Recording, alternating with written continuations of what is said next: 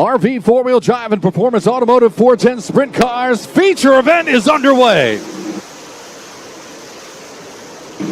Kyle Moody going to lead him through 1 and 2. How about you, Tyler Ross? My goodness. Pretty move there, but Macri too strong off the bottom. 39M will reclaim the position as Ross fights back to the outside. Lap number 1 on the board. Kyle Moody, your leader. Anthony Macri runs second. Tyler Ross is right there. Brent Mox a strong fourth. Logan Rumsey back around Troy Wagaman Jr. to claim that 5th position. Out front, Kyle Moody has set sail. Early on, 1.29 seconds in front of Anthony Macri.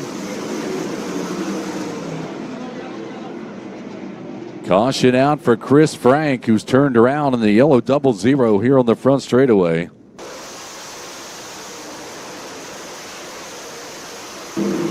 Moody topside. Tyler Ross once again around Anthony Macri. Macri has to burp the throttle. 5-car moves by.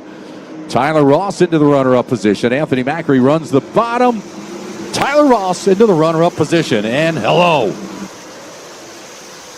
Brent Marks closing in on Anthony Macri for the 3rd position. 19-car all over the tail tank of the 39M. We'll watch him off of turn number 4. Macri around the bottom. Marks off the top side of the curve. Oh, huge run for the 19-car.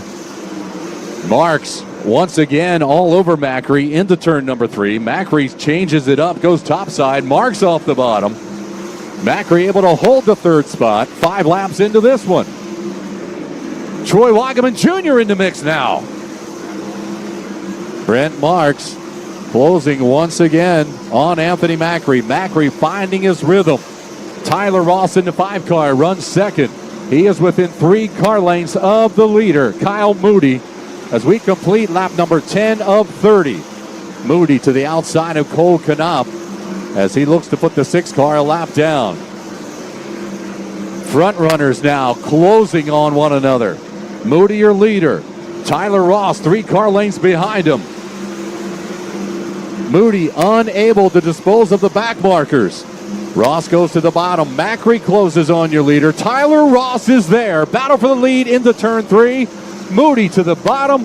Ross goes to the top. He'll cross under. Off of turn number 4. Back to the stripe.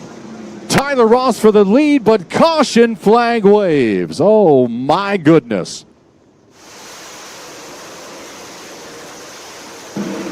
Ross to the bottom. Moody rims the top. Macri with a huge run off of turn number 2. He closes in on Tyler Ross.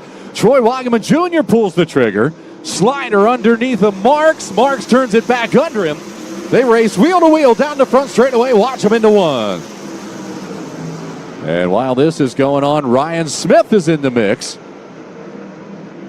Anthony Macri having cleared Tyler Ross for the runner-up spot. Caution is out. Tyler Ross off the pace on the front stretch.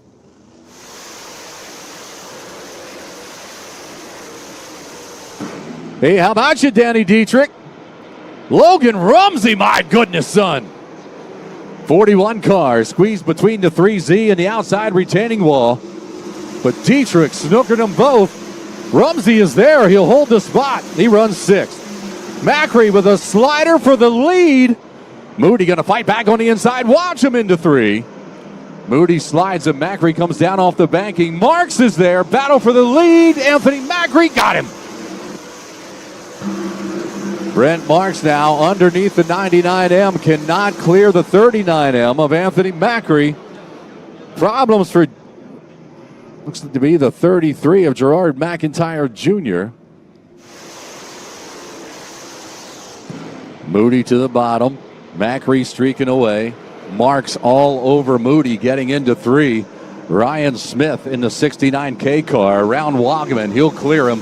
He grabs 4th as Marks moves by the 99. Moody going to slide him through 2. Marks turns back under him. Pretty execution there from Kyle Moody. But Marks has too much down the back straightaway as he reclaims the 2nd position. Anthony Macri out front in motoring. Macri 2.18 seconds in front of Brent Marks. Moody Saw the car stall momentarily there off of 2. That allows Ryan Smith to close in. So 9 laps remaining for Anthony Macri. Ryan Smith will slide the 99M through turn number 2. Got him. 2.0 into that 3rd spot. Moody shuffled back to 4th. Danny Dietrich now into the top 5 from his 12th starting spot. Problems for Danny Dietrich.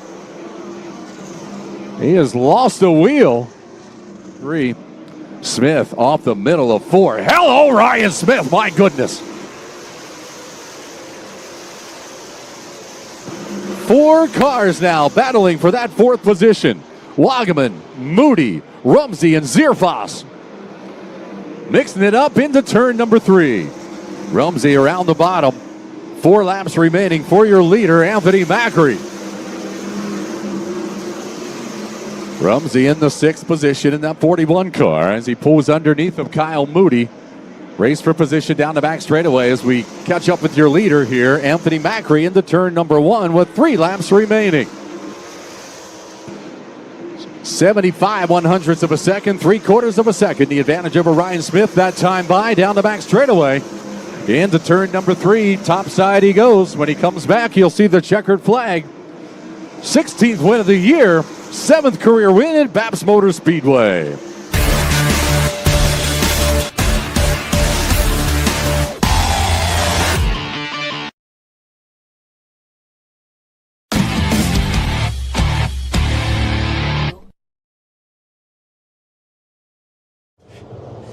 SprintCarUnlimited.com, coming to you from Babs Motor Speedway. We're here with 3rd place finisher Brent Marks. Brent, too many cautions. I think it would have been really, really good, but car was good. Set a track record, obviously. Still a solid night. Yeah, it was a solid night. You know, we don't have a whole lot of laps here at Babs this season, so come away with a 3rd place finish against, Macri in the 69K. I just felt like, that was a good run for us. We just weren't as stellar as we needed to be at the end of the race, but we were still there, and I think things could have played out a little differently with, if we were able to get to some lap traffic, and, we were just a little too on the free side, but when you get in lap traffic, sometimes that can help you maneuver a little bit better. So, I felt like in the beginning of the race, we were going to be okay. We got the lap traffic, everybody got kind of bottled up, and was just kind of waiting for things to sort out, and trying to make some moves if I had the opportunities, and I felt like they were starting to present themselves, and we had a yellow, and then from there on it just felt like every 3, 4, or 5 laps we had another yellow, so we just really could never get our momentum built, never get the race going, never get our tires hot enough. It was just a tough race, but still happy with the 3rd. It felt like our car had good balance all night, and we made some gains, so I was happy with it. How important is it to kind of have good runs at the end of the year? I've asked the other guys this. I mean, we're getting toward the end before you go into the offseason. Does that matter at all? I mean, it does. I mean, it makes you go into the offseason with some momentum. At the same time, you want to keep going. You don't want it to stop. So, but going into the offseason with momentum is always great. It just, gives you a sense, going into next season, sense of confidence going into next season, and that's always great to have. Start a year out with confidence. Start a year out with confidence, to end the year with confidence is great. So it makes off season a lot more fun, and it's a tough part of the year. You're taking a break from doing what you love, and there's a lot of other things going on with the holidays, and so it's just then you're out of the seat. So it's just it's a tough part of the year. So when you can finish off a year strong, it always helps get you through. High Limit last week finished up. Assess your High Limit season. I mean, got some wins at the end of the year. That was good, obviously. We just kind of talked about that. But, just solid with High Limit on, then you're going to be back with them next year. Yeah, we had 5 wins, a lot of top 10s, a lot of top 5s. We just had some races that didn't go our way, and, got involved in a crash or just something happened, and really kept us out of contention for a better points finish than what we had. And, we were going into Texas weekend, and, I think like 9 points out of 4th, and we just weren't able to capitalize on that. But, finish 5th in the points, have the 4th place franchise going into next season. That's great. Really happy about that, and really looking forward to another season with High Limit. So just really enjoy running the series. And, I felt like, we did have a good year. But there's some things, we need to work on to have great years, racing for points. So we'll keep working at it and getting better. There's so many different regions we go to. And to be good at every single region is a tough task. So we just got to keep plugging away and getting our cars to where I feel like I need to be at to perform to the best of my ability. Last thing, what's the schedule look like the rest of the year for you guys? Not much. We're going to go to World Finals and then right back here at BAPS in November. So it's coming to a close really fast. So we only have, whatever that is, 3 or 4 races left. So looking forward to those races. Kind of sad at the same time because, I'll be honest with you, last year I was ready for the year to end, but this year I'm not. So it's tough, but we'll keep working. We'll make the best of the few races that we have left and try to get us another win before the year is out. Well, congratulations on a solid run. Thank you.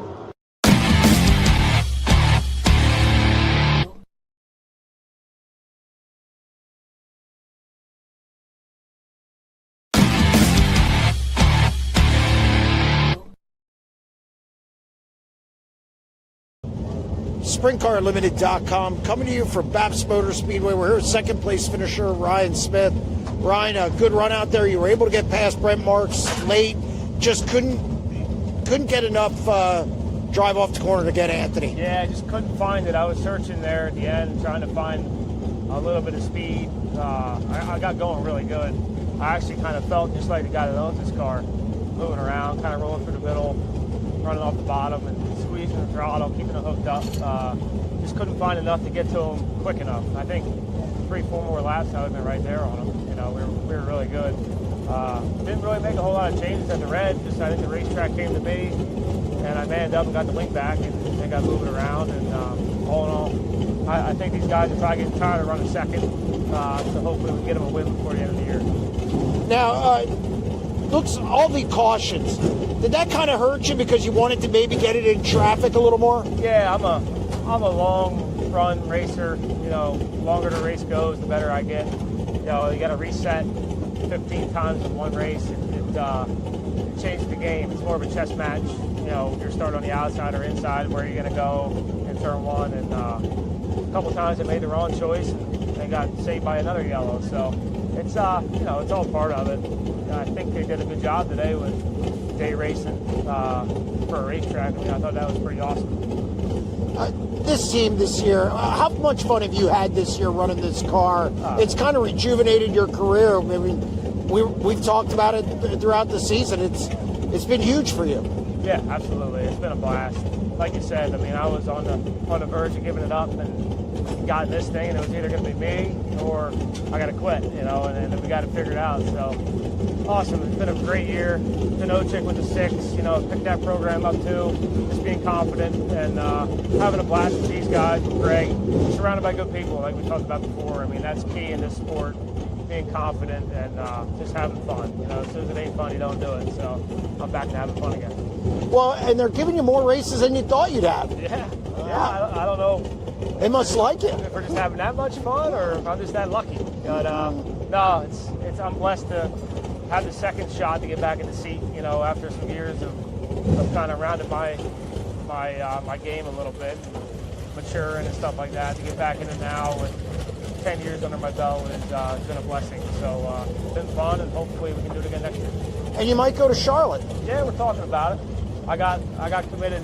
I got off from work for that week, so I think I'm out of vacation. But I think the boss kind of said, you know what, that's a good opportunity for you to go have fun. So not 100% yet. We got to get everything else in line with sponsors and make sure we got enough guys to go. But hopefully we can make the trip down there and see how we go down there. How important is it to finish the year strong? Is that a huge deal going into the off season? Oh, absolutely. You're only as good as your last race. Hopefully we come here again in the middle of the month next month and run good and kind of call it a year and be on a high note. That's key. Obviously, running the last handful of races, running good, it helps too. But you know, it's a long year. You know, you got ups and downs, and finishing strong is definitely a big part of it. Congratulations on a solid run. Thanks, Elliot.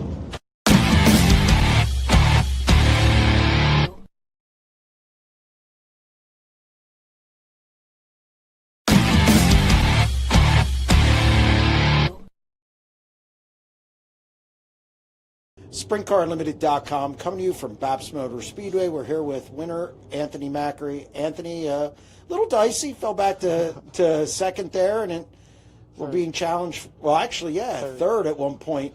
And then you just came on, and you were able to grab the lead midway through, coming out of 3 and 4 right before a caution. The car just get better as the race went on? Yeah, we were just a little snug on the exit to the corner in the beginning there, and I mean, I just got a little greedy with the wing, trying to get some drive in other parts of the track, and I mean, ultimately it ended up getting really tight on the exit to the corner, and it was a handful, and wanted to try and wheelie and all the other things that are fun. But I don't know, as the fuel load came off, it helped, and I felt like with the fuel load coming off, I was able to work with the wing a little bit more, and search around the track a little bit more as well. So I knew it was going to kind of come down the lap traffic to get those guys, and was kind of happy when we did get the lap traffic there that one time, but I feel like I think the yellow or something came out right when that happened. So I kind of picked up on the tendencies of Moody on his restarts there, so kind of knew when he was going to fire off, and committed myself to running the bottom in 1 and 2, and I was able to get a good run off the bottom of 2, and then kind of rifled it in there to 3 and 4, and it stuck really well, and came out of 4 right on his bumper, and I knew it was now or never going into 1 and 2 to throw a slider on him, and just hope that he couldn't cross me over, in which he did, and at that point in time I just kind of, I think he slid me in 3 and 4, and then I peeled down the track, and that was that. But then we tinkered on him a little bit under the red, and made it better. I mean, we still kind of failed off the corner, but obviously wasn't terrible. So I don't know. I looked at the scoreboard going by the white flag, and I didn't see yellow on the scoreboard. So I knew I had a comfortable lead the last lap. I just tried not to screw it up. To win this late in the season, how much does that mean for the team? It's got to mean something, right? Well, I mean, obviously you're cashing a bigger check than if you finish second, but I mean, statistically, Joe will tell you we normally start to struggle at the end of the years. I don't know if it's just being burnt out or what it is, but normally the finishes that we want aren't exactly there normally by the end of the year. But I don't know, I don't know if it was the time off with my back injury and just reset button or what, but I feel like everyone's just kind of fresh right now and in good mood and good spirits. So anytime you're fresh, it makes the job a little bit easier. So if you're dragging ass, you're not going to have fun, and the results aren't going to be there. So I don't know, everything's just clicking, and hopefully we can knock a couple more off before the end of the year. a lot of cautions. Tough to get in a rhythm there, and were you concerned at the end? I know you said yell, but then the 69K ended up passing Mark. Yeah, I seen his wing in the jumbotron coming to the checkered. And then I peeled down to the bottom after the checkered, and then I second-guessed whether it was the checkered flag or not, and then I shit my pants. So I forget what your question was. But, well, just, you know, trying to get in a rhythm and then glad to see the checker, obviously. Yeah, no, it was kind of tough to get in a rhythm. I feel like whenever, you know, we were in third and we got the lap traffic, I felt like I was just kind of finally settling into a rhythm at that point in time. And then, obviously, when you throw a caution in, I probably overthink restarts a little bit too much just because when I'm not in the lead, I try to play, you know, offense and defense in my head as to who's behind me and what they're going to do and who's in front of me and what they're going to do. So, you know, under the caution laps, I'm kind of just running game plans through my head, and so I'm ready for, at a split second, when we go down in 1 and 2, what everyone's doing. So, yeah, it's hard to get in a rhythm when all I'm doing is thinking under yellows. But, I mean, ultimately we had a long run there, and we're good. What's the schedule look like the rest of the year? I don't know. That's a talk for Monday.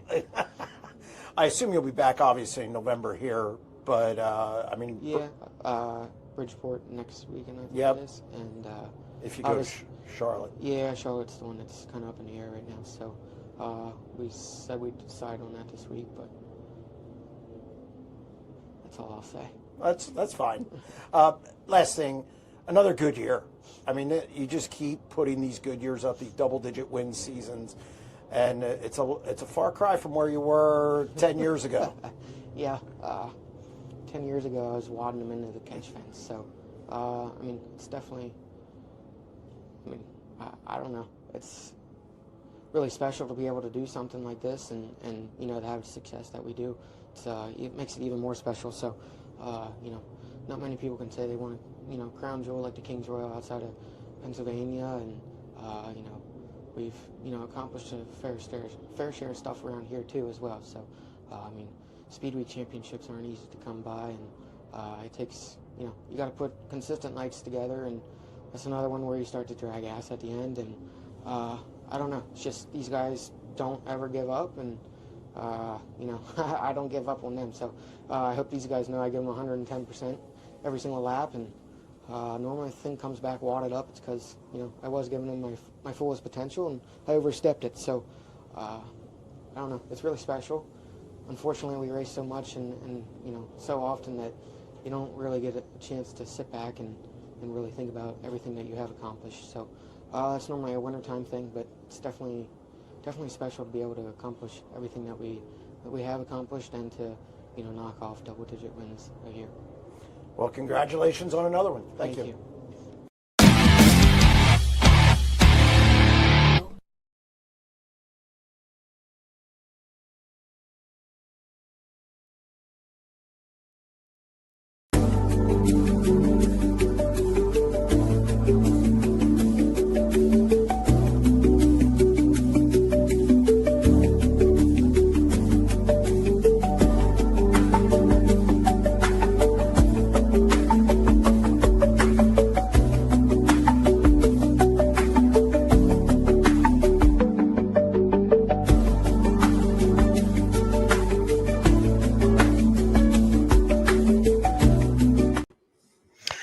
Welcome to another edition of the SprintCarUnlimited.com live show. I appreciate everybody joining us, whether it's through the chat or calling in.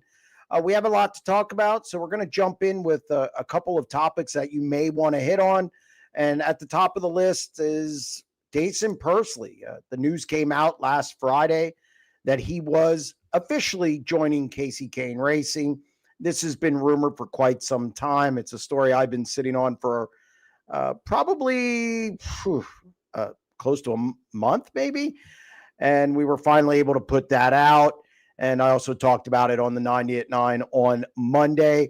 It's a move I like. I think Pursley's very much like Brad Sweet when he was brought into the fold by KKR at the end of 2007. He ran USAC before running some asphalt and then jumping full-time in sprint car ranks. Pursley didn't have the asphalt aspect of it, but he was young. Kane had to show patience in waiting for him to develop. That paid off with championships. I'm not saying Pursley's going to be a 5-time National Series champion, but I do believe that he can continue the winning tradition at KKR. Also, late last week, we had Brenham Crouch is going to return to CJB Motorsports, and they will be returning to High Limit next year. There was a lot of rumors that there was going to be another team that Brenham might pick and choose, and the other team might use the charter or / franchise, or that there might be a new driver. Again, none of that panned out to or was true. Basically, Barry Jackson and Chad Clemens were impressed with Crouch down the stretch. They liked his progress, and they want to build around him and see what he can do next year. So they showed some speed, and I'm actually interested too. You know, Crouch, his path to this point has been, you know, IRA champion as a rookie, and then just thrown into High Limit right away. I don't know if he really got a chance to develop as a race car driver. So we'll see how he does next year. We can talk tire tests, tires, schedules, you name it, and let's jump in.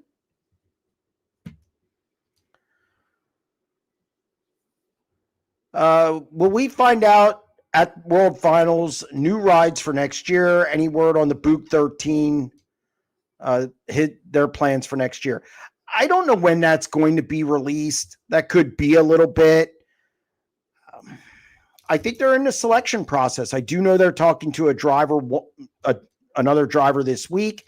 I think there's a high limit driver or two who could be in consideration for that car. I think you could see a younger driver, maybe like a Steven Snyder Jr., who might be in consideration as well. I think they're going to exhaust all their options, and we'll see who they take. It could take a while. Then again, I wouldn't be surprised if they show up at Bridgeport this weekend or at World Finals with a driver in the seat to try them out. So my goal is going to be to try and get a hold of Sean Strasbaugh this week, see what maybe they have going on, and we'll see if we can get some kind of an announcement. What could be the changes to the Central PA schedule look like? I think you're going to see some movement on the traveling series a little bit. I reported this morning on the 90 at 9, and I will be updating it tomorrow. Williams Grove will stay week 1 in October.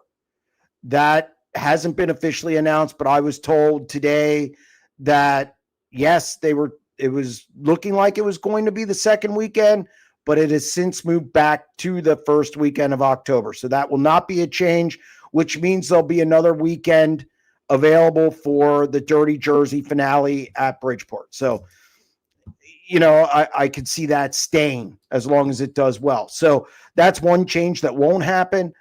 We could see, I hear about this series, and I don't have all the particulars ironed out yet. I mean, I'm not going to go into the details because, that probably would be a little irresponsible because I don't know if they're solidified yet. But it would definitely mean some, less races. I mean, I think this year we had 112 in the area if you counted everybody, every race. So I don't think you're going to see that.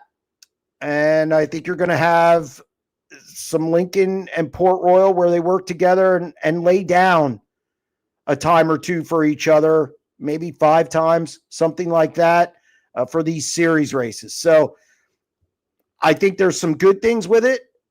Depending what happens, I think there's some bad things with it. So we'll see how that develops. I mean, obviously it's a leap year.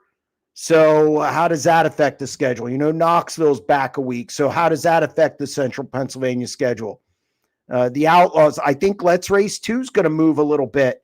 So how does that move things in Central PA as far as the Outlaws swing?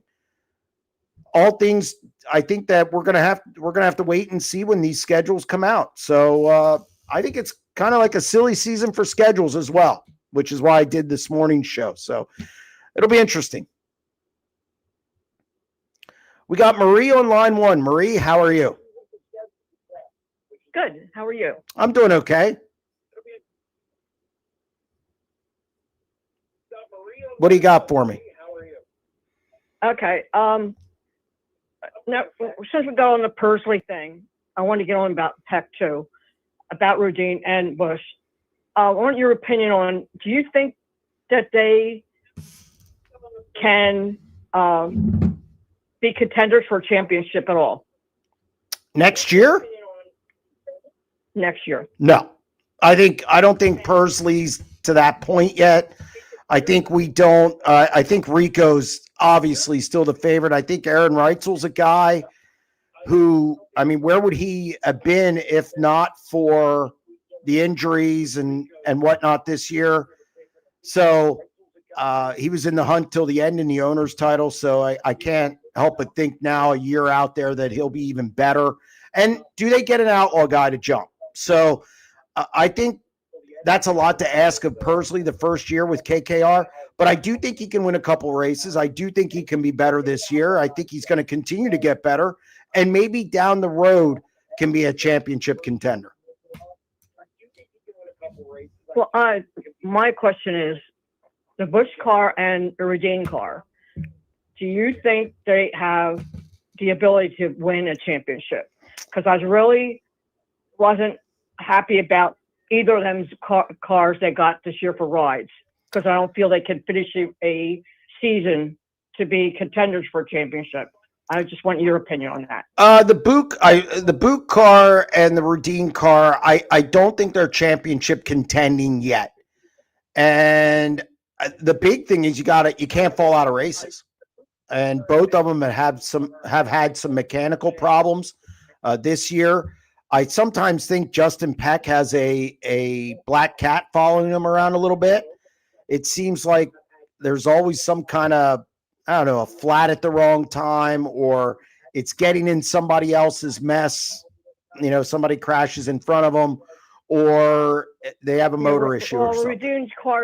Rudine cars good for they might have a cloud over them, because even with the other drivers that were in there, it always seemed they never could be there at the end. They always had problems finishing. Even Jed Wise, I mean, luckily he won the championship. I don't know what would happen if Sunshine finished that year, but he always had problems too with Rudine. I'm not a Rudine type. I don't really like Rudine. I never did. And I was really upset that he went there, and I didn't really like where Jason went. But, Jason, I'm happy where he's going now. I'm very happy for him. I'm very good friends with the family. I'm really excited for him. And I think he's going to be a contender down the road. Yeah, no, I agree. I like Jason a lot. I think he's a different kind of cat. I don't think anything rattles him.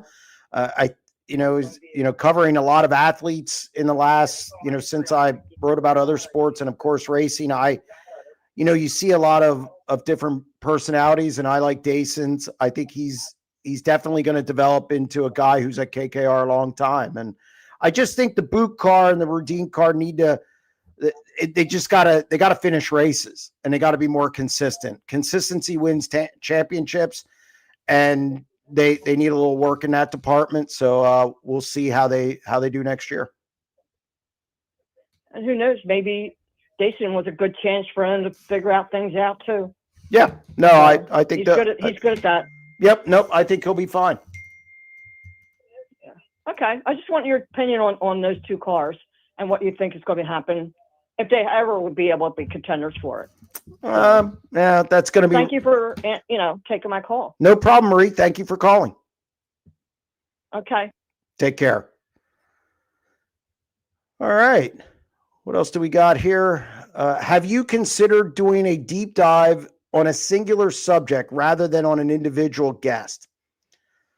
It's something I would consider. I mean, normally the deep dive is to kind of to get to know those individuals in racing who maybe don't get interviewed a lot. Or if like we had Zeb Wise on a couple weeks ago, nobody's really talked to him a lot since he was fired from Rudine. So I wanted to get him on. It's something I would definitely consider. What could the changes be to central? Oh, we already did that one. BAPS announcers underrated. Agreed. I like Dave Hare a lot. I like that he's on our broadcast for SprintCarUnlimited.tv. Does a great job. I always wonder on the 90 at 9 why you could have 1,500 views by the evening, but only have 100 likes. Why don't anybody ever push the like button? Doesn't that help you? That bugs the hell out of me. Actually, the 90 at 9's been really good lately. We're between 3,000 and 4,000 a day on it, and sometimes 5 to 7, depending on the topic. I'm really pleased with the growth of it just in a short amount of time, and the public's responded to it. So I'm really happy about that and very thankful. The likes, I hope people subscribe to it and watch it every day.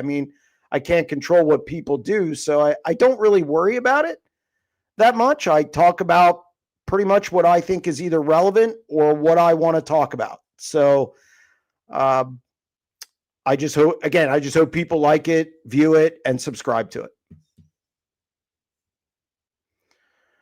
Just want to say thanks for the live streams. Really enjoy the content. Can you update us on all the silly season moves with drivers and teams? For what's happened so far, sure. I mean, Pursley to KKR, Crouch staying with CJB, Brad Sweet retiring, obviously Rico to Tony Stewart Racing. We have Spencer Baston got let go from the 14. The 14 scaling back next year. They're selling their franchise. And so let's see. Then you have Baston going to the 17 in central Pennsylvania. Well, I guess we should say Sheldon rumored to be going to the 18. I'm not going to say either way. Of course, we had the crew chief stuff there. Kyle Pruitt replaces Kyle Ripper with the 17. We have in central Pennsylvania, Matt Campbell leaving the Bernie Beard deal. I expect him to sign with a new team shortly. The Bernie Beard team will be staying in racing. The Factor This, they call it Factor This Racing. And Travis Esch, no longer an owner in Sprint Car Racing. So Aaron Bollinger will be looking for a ride. It was finances and family commitments. So that pretty much ties it up right now. I think there's more to come. I mean, obviously, yeah, the Book ride. You have the 55. I think we're going to see something happen with Vermeer. I think we're going to have some stuff in central Pennsylvania over the next 3-4 weeks. And then, of course, like I said this morning, we're going to have the schedule stuff. Who goes where when? I mean, we saw the Canada trip for the Outlaws get moved from mid-May to the end of July. We had the Williams Grove thing, which, again, was going to move to the second week in October. The Grove kind of pushed back on that, and it is back to that first weekend. I wouldn't be surprised. I'm kind of hearing Let's Race 2 is going to move back a little in May. So that about tidies up what we know so far. And hopefully, I mean, got to get a scorecard. Pursley debuted for Book at Bridgeport. Any chance we see the new driver of the 13 this weekend? I don't think so, because I've heard that they're going to talk to a driver this week. So I wouldn't think that they would kind of throw that together this quick. But anything could happen. Maybe try out, so on and so forth.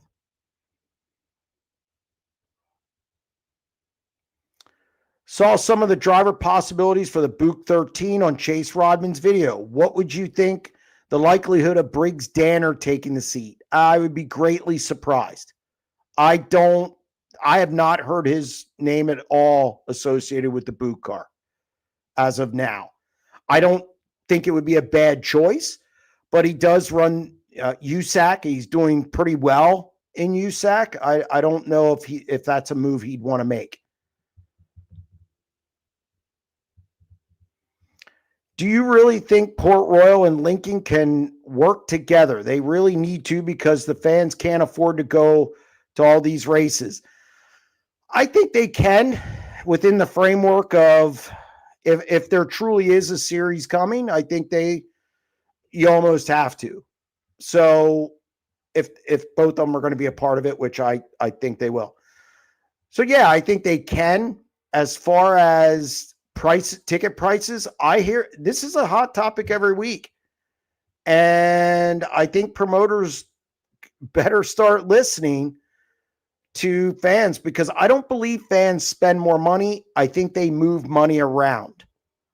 I don't think fans are going to add $200, $300, $400 to the budget from a local show standpoint. I think they're going to take the money they allocate for shows and decide to go to different shows. So I definitely think it's something promoters need to be aware of.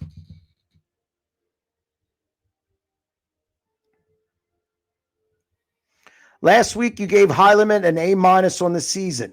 One disappointment should be the TV deal. Do you think sprint car racing will ever make it on TV without being a disappointment?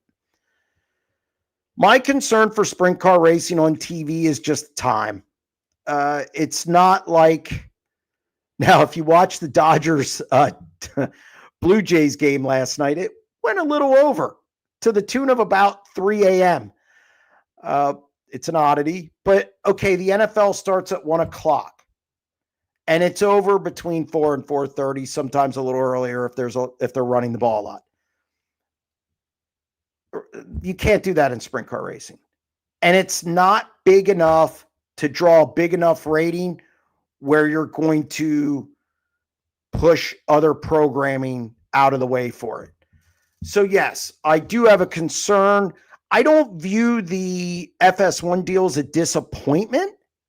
They were able to broker a deal for that race at Eldora, and why not do it? So I don't view it as a disappointment. Do I think it'll ever work on network television? I just saw a comment, cable TV is dead. I don't think it's dead, but I definitely think streaming apps are just becoming more of a norm. I watch Fire Stick. I'm not paying for all that stuff just because I'm a big movie watcher and I can just go in the back end and watch whatever I want to watch. So, meaning it's like you can search movies and shows. Like I can pull up any show that's pretty much on an app. So I just think they tried it. Will they do it again? Maybe. And we'll see. But I have my reservations about it actually working. Pete on line 2. Pete, what do you got? Hey man. So on the topic of the high limit deal, yeah. I don't think that A- is wrong. What's kind of the thing that you would clean up there?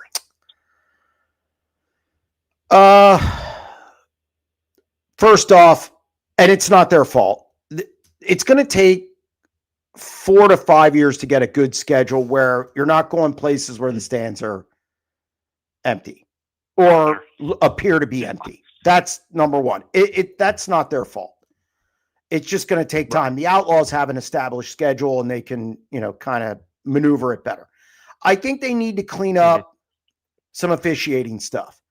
I think, the deal at Butler, I was very vocal. I thought Brad Sweet got screwed at Butler with the whole running out of fuel, and they took an extra lap and then he ran out of fuel and he thought the race was over. So why wouldn't he slow up and go to the pit area? So I thought just stuff like that can't happen. I just think they need to streamline a couple things.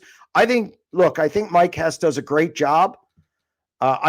I would like to see maybe another person or two on the road with him. And I think toward the end of the year, it appeared like they had more guys. I think I heard some teching things earlier in the year and then it got cleaned up a little bit. So again, I just think they need to streamline some of those things. I think there's a great vibe out there for the drivers. What I mean by that, I hear no complaining out of those drivers. And let me tell you something. If you go through a sprint car pit area and don't hear complaining, you're doing something. So I think they have a lot of good traction and a good vibe right now. And I just think they need to clean a couple things up, but everything's looking upward. The franchise is in place. The big question coming into the year was, are they going to follow through with it? Well, it's on paper and they have been talking about it all year and the teams are pretty excited. So I think that High Limits lived up to their promises and we'll see what goes on from here. Well, I would think one could expect some of that stuff to clean up a little bit, maybe with Brad being out of the car. He's just going to have more time to dedicate to whatever issues, may arise. I also think Brad's going to be able to work on the business side of it more, where he's not divided, because if you're running for a championship, basically he has to shut it off at some point. The business side of it, worrying about what's going on with the series. And I think maybe he has been divided. And I think there's a couple different factors that led to his retirement from full-time racing. And again, I think it's only going to make High Limit stronger if Brad Sweet is out of the car full-time. I think I agree. He gets after it. He has a vision. He wants to follow through with that vision. And I don't think he's a guy who's going to accept mediocrity. So we'll see what his impact is. I think you'll see it more behind the scenes than maybe at the track. So we'll see. Mm-hmm. What? And then on a totally different note, are you hearing anything at all? I mean, if you can't tell us, that's fine. About what the Outlaws are going to do as far as their packages? Because it just seems like they're kind of behind the eight ball on this deal as far as bringing something out to keep teams around. And I think there's going to be guys that won't leave the Outlaws no matter what they do. But boy, that High Limit deal has got to have everybody looking and waiting. I mean, I would think people would be ready to leave and just waiting to see what the other is versus waiting, planning on staying unless something crazy comes up. I can tell you that I've been told the Outlaws are going to do something. It came out of their meeting at Knoxville. They have an owners meeting every year at Knoxville. And I was told they were going to do something. I've heard anything from matching what High Limit's going to do next year. And then I've heard nothing. I've heard they're not going to do anything because they don't have to because of the World of Outlaws brand. It seems guys want to stick with that and ride it out. But the Outlaws do things a certain way. And I don't think they're about to change that right now because of High Limit. Now, you can argue whether that's good, bad, or indifferent, but I expect their schedule. I'll probably see a copy of their schedule almost done in Charlotte. And then it'll come out right around PRI sometimes. That's usually when that happens. And then as far as what they do to counter High Limit, I think that's up in the air. I mean, again, I've heard anything from matching next year with the bonus program to some teams think they're not going to do anything at all. And do I think that's a problem? I think this late in the game, yeah. But is anybody going to leave? I don't think that means anybody's going to leave necessarily, because why would David Gravel leave? Buddy Kofoid, that team's entrenched with the Outlaws. Todd Quiring for the two cars entrenched with the Outlaws. The 41, you have Bobby. I mean, Dietz owns it. Philip Dietz. Carson, I don't think but you have Albach, Scott Boyd sponsors them. Scott Boyd's a big Outlaws guy. You go down to NOS, anything with NOS on it, probably staying World of Outlaws. Mm-hmm. So I think Shark Racing, very loyal to the Outlaws. And I think that's probably even more so with the passing of Bobby Allen. So I think it's going to be tough to get some of those teams away. We'll see what happens. Do I think the Outlaws should do something? Yes, but that doesn't mean they will. Well, and I don't think you're wrong about, the guys you said not leaving, and the sponsorship deal, like you were saying, with the JJR and Allball. I mean, at some point you got to look at it, and money talks. So you're talking, if they don't do anything, yeah, and you can, jump ship and go over there, and I can get another sponsor if I can go over there and win, more money, or that schedule fits me better, and then I can still go run 25 Outlaw shows a year if I want. Where they're at now, and I know you talked about it a bunch. I mean, there's one team's used all their four this year, but I don't know. I just think that they're kind of on the back foot now, and something will have to give. I mean, I I don't think they're going to keep every team they have this year if they don't do something. Yeah, I mean, it's hard to get in the minds of some of the teams. This is what I do know.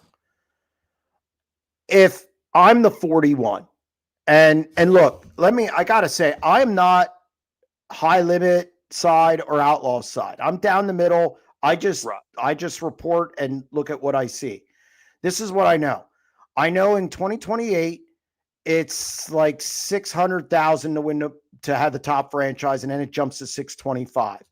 I know that it is ludicrous the money that high limits paying out once you get to 2027, 28, 29. It's really good next year, but it really escalates. And when they get to 15 teams, I think your 15th team gets like $100,000 or $150,000. So if you're the 41, for instance, you have to ask yourself, are you going to beat the 2 in the 83? That's a big ground to make up, because those two guys right now are the best in the sport. Gravel and Kofoid are the best in the sport. And I think Carson Macedo is a top 5 guy in the sport. But unfortunately, you have 1 and 2 running the same series. And with you. Yeah. And if he goes to high limit, I think in 2 years he could, with the 2-year cycle, I think he could be the first franchise or the second. And you're getting paid big money. So I think a team like the 41 or the 1S, I think high limit is a very good option for them. But that doesn't mean they'll take it. Excuse me. I don't necessarily wish on either of them to fail, No, I like them both. Obviously the World Outlaws got the history or whatever, yep. But I think at the end of the day, I don't know, if they don't do something, I think they're almost doing a disservice to their loyal drivers by, I don't know, almost kind of handicapping them. And hey, then people can load their cars and go wherever they want. I understand that part. But I think you got to draw the line somewhere between loyalty and taking advantage. Well, let me ask you this. I know that you're not. Go ahead. Let me ask you this. If they're going to stay anyway, why raise it? Yep, I agree. No, I see what you're saying. And I don't think that's wrong. I mean, I don't think you're wrong on that. I mean, it's business. I think it'll be interesting. And I know you've kind of said all along, I think Fiedler said all along, somewhere around World Finals, we'll probably start hearing something. Yep. But it just seems like they're really on their back foot on this deal. Here's the one thing. First off, Brian Carter should be in the Hall of Fame. It's a travesty that he's not. He saved the world of outlaws. Mm-hmm. I want to say that first. Just when you think Brian Carter is reeling or whatever, he comes up with something. And does his best work. Yeah. So I'm never going to count out the world of outlaws or sell them short. Again, I can say there's a really big vibe around high limit right now with its teams. And I don't want either of them to fail, obviously. And I call it down the middle. I know somebody said I'm pro high limit. No, I've been critical of high limit at times. But again, we'll see what happens. But hopefully I'd like to see something done. Mm-hmm. Well, I don't think it's ever a bad day when you've got happy teams in the pits. Just No. in general, whether it's doesn't happen or often. World Outlaws, you got them happy, and especially if you're paying them good money, good for them. Yeah. Well, Jeremy, I appreciate the long-winded phone call tonight. No problem. Have a good evening. I'll be listening in. All right, thanks, Pete. Your new intro on the 90 at 9. I'm digging that.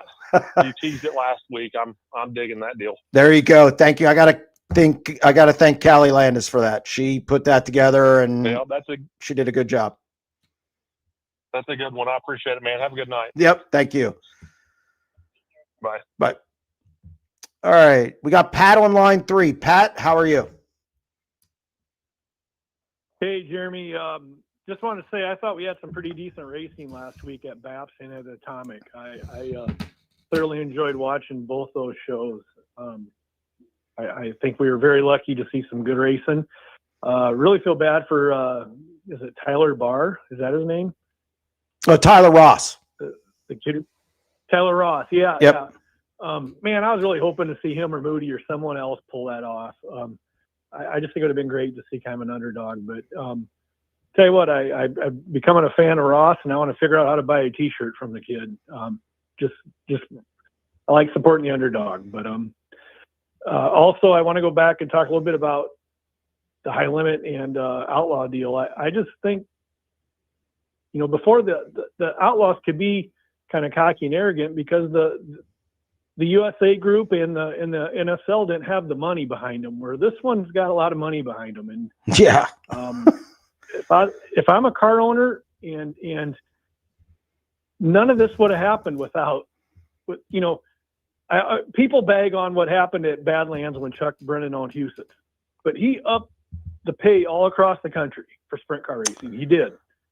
And what Brad has done with the high limit is made the Outlaws up their game. So I really think this time they better not be laying in the weeds too much on this and thinking their cocky and arrogance is just going to win out because they're the Outlaws, because there's deep pockets here this time. And I agree with you. I want to see both series succeed. Because I think it's great we have all this racing. Well, just for reference, I wanted to address Tyler Ross. That's the best I've seen Tyler Ross look in a long time. I thought he looked frisky out there. And I do know his crew, they have a shop day usually on Tuesdays. They do listen. So I think they have T-shirts. So I think you visit him in the pit area. I think he'll be able to get a T-shirt. I like Tyler a lot. I think he's a good racer, and he looked really good last week. As far as high limit, I'm just looking at the payoffs. I was mentioning payoffs earlier. In next year, $425,000 for the top team. 10th is $150 for your franchises. In 2027, goes to $500,000 for the top franchise and $175,000 for 10th. Then in 2028 is when it really spikes. Goes to $600,000 for the top team, $110,000 for 15th. 10th is $200,000. And then in 2029, it's $625,000 and $130,000 for 15th. 10th is $220,000. So yeah, I mean, there's a lot of money there. And yes, you're right. I think this is different than NST or USA. I think there's a lot more money behind it. Flow Racing's behind it.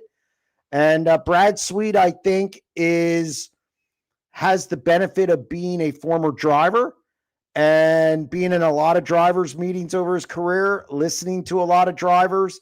I think he has the ear of drivers.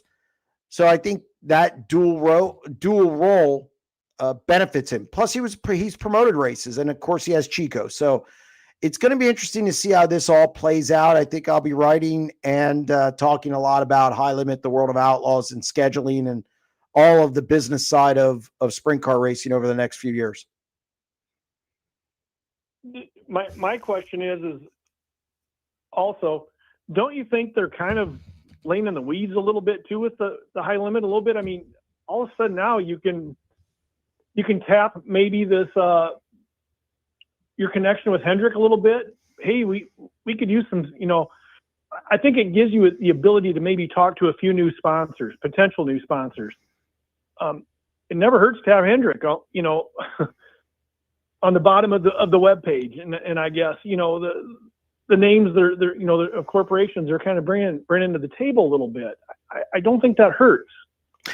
Look, it never hurts having those big names on the sponsor page. No, I mean it certainly doesn't hurt. Now, I don't know if that's something High Limit's tapping into.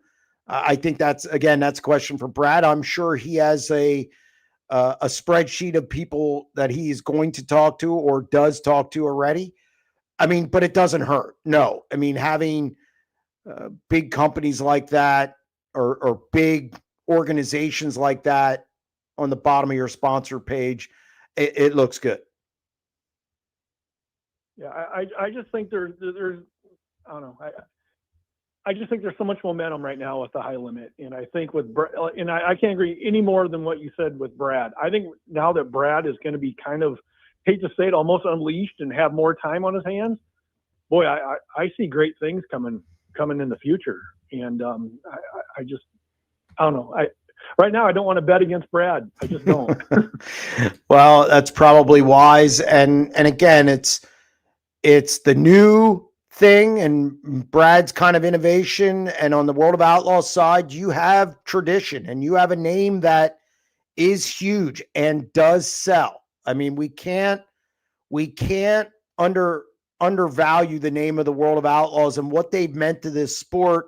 And Brian Carter's been doing this for the last 20 years. He knows what he's doing. He started as a bean counter. He's a sharp guy. Again, like I said, he should be in the Sprint Car Hall of Fame. It's a travesty that he's not. And I agree. And it's going to be interesting, and we'll see if both these series can thrive on the same platform. I agree, and I also want to throw out there, I just hope our local racing can survive all this. That's another story. I've been pondering a lot of this here, and I just hate when people say, well, I'm going to save money and go to the outlaw race or go to the high limit race. No, we need to go to the local race, because how are these kids going to get any laps in if all we have left is the two traveling series? I can't stress it enough, and there's a whole laundry list of things. I mean, I could go on for an hour about that. And don't worry, I think there's some 90 at 9s coming up about Central Pennsylvania racing. Yep, and I also want to bring out a little bit too. I'm here in the Midwest. I took my mom and dad to a small college basketball game, Division I low Summit League basketball game a year ago. And during the timeouts, there was something going on all the time. From the minute we got there to the gymnasium to the time we left and they blew the final horn. And I think that our local tracks are missing too much of this. We have way too much downtime. We don't need intermissions if there's multiple classes. We don't need to sell hot dogs at that rate. I think one way to get people in stands is maybe have cheap dollar hot dog night. Maybe pop is $2 instead of $4 tonight. Do little stuff like that. I really think that we have some opportunities to get people in the gate, and I just don't think we're being very aggressive. Some tracks are being really great, and I think they're doing some awesome things. But, I see too many tracks just not doing anything. So, no, I agree, and I think I can point to Babs Motor Speedway in Central Pennsylvania. I think they have dollar hot dog nights a couple times a year. I think they do ladies' night. They do a lot of different things, and I agree with the downtime. I do think we need to. I know when I go to PRI, I always go to an Indiana Pacers game, or usually go to an Indiana Pacers game, and the reason I go is to see what they're doing. And I wish every promoter who is at PRI would go over to a game. It's not expensive, and you're only there for 2.5 hours. So again, I agree with you. So I don't know. and I think a great move is a lot of tracks went 12 and under free for kids. Yep. And I think that's awesome. Yep. That is such a great move. The next thing I would do is those kids come in, man, I firmly believe that if you want to make a fan, give a kid a t-shirt. And I would love nothing more than to see, like, when the drivers come up to spin the wheel or to pull the NOS drink, bring a couple of small t-shirts or a couple of medium t-shirts and hand them to a couple of the kids. Yep. I think that would be such a great way to just kind of engage the kids a little bit, or throw out a couple other t-shirts or something too. Just little something like that would really help. It makes a fan for life, potential. But yeah, no, it works at minor league baseball. Yep, it sure does. Sure does. Take care. Love the show, Jeremy. Thank you. Thank you, Pat. I appreciate your call. All right, let's get back to the chat. Knock some of these out. What do we got, Eric? Who would you like or think you'll see with the All-Stars? I think you'll see a lot of the same guys. I think I don't think Cap Henry makes that leap. Why would he? He led the region in wins. He led the region in money. I don't know why he would jump. So I think it's going to kind of be the same cast and crew, and that's fine. I think it's a good place to develop. I think they had a great year. Maybe Rich Farmer can convince a couple of more guys to come out, especially after that first year is established, and people see, hey, the series ran well. They got X number of races in. Everybody got paid off, all those little logistics that matter. So I could see it kind of being the same cast or crew with maybe a couple additions. Ken on line 3. Ken, what do you got? Oh, good evening, Jeremy. Yeah, pretty much along the same line that you've been talking there about the high limit deal. I was listening to the Drivers Project here the other day, and the guys they had on there, Zeb Wise, in fact, was one of them, Haferty and Selzy. Yep. And I'm not sure who the main guy is, but anyhow, they were saying how it's very unlikely that any Outlaw team would jump to high limit because they're looking at a 2-year plan before they're going to be involved in money. Well, that's not entirely true because there's going to be a pretty good point fund for non-franchise teams.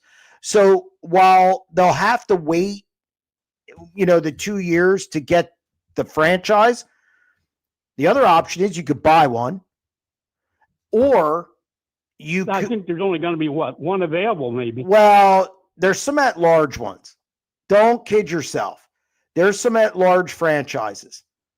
Okay, high limit, and I've interviewed Brad. Brad talked about this when this all came about, this franchise thing.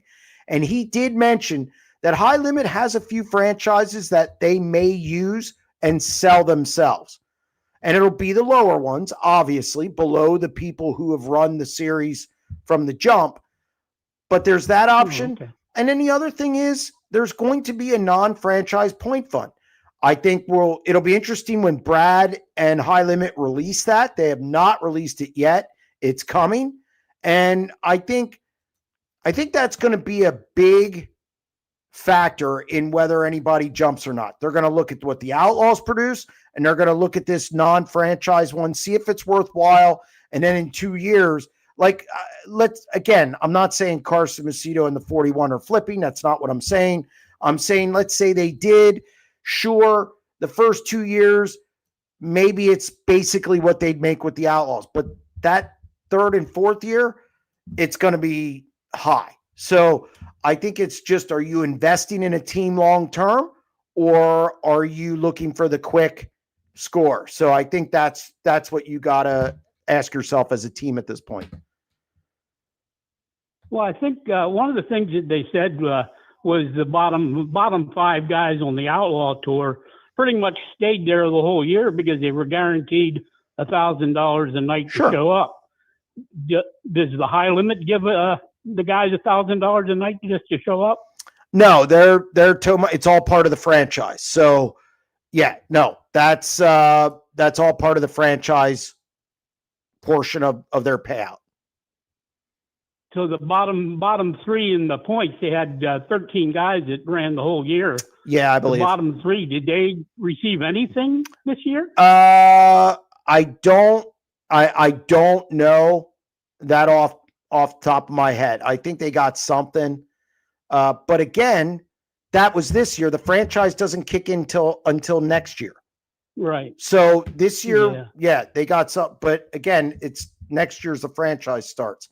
And they rolled that into the franchise. So a case in point, Brent Marks, next year, he's going to get $280,000 spread out through the year. That's a lot of cheddar. Okay. It's a lot. And then, of course, you have your purse money and so on and so forth. So I don't know if every driver got $1,000 for the World of Outlaws. I don't think that's true. I'm not sure which one said that. I think might have been Haferty who said that, because apparently he had talked to High Limit, about possibly going there back at the beginning of last year, or maybe even the beginning of the year before. But he seems to think that it's going to be hard for them to grow the roster beyond what it is now, and it's also going to be hard for them to keep the bottom three that they don't have charters. Well, I mean, we'll see. Because you can earn franchises for 2028 and 2029. They add 5 more.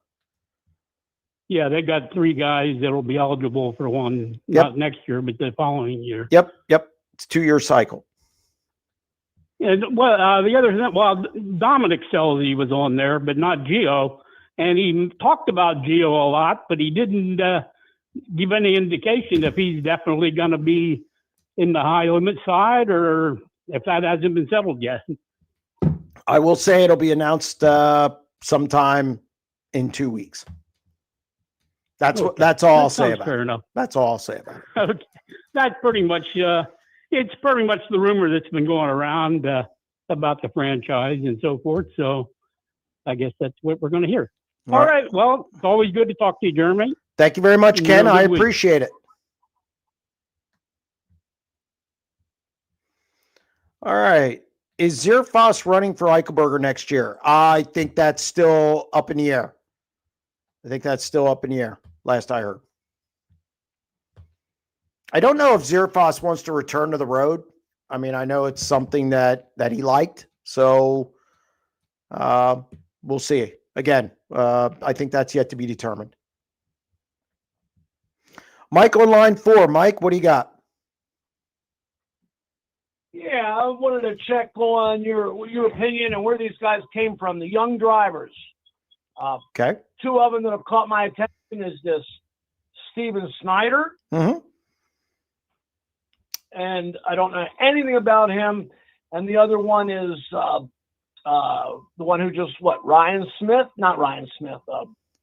Cameron Smith. Cameron Smith. Yep.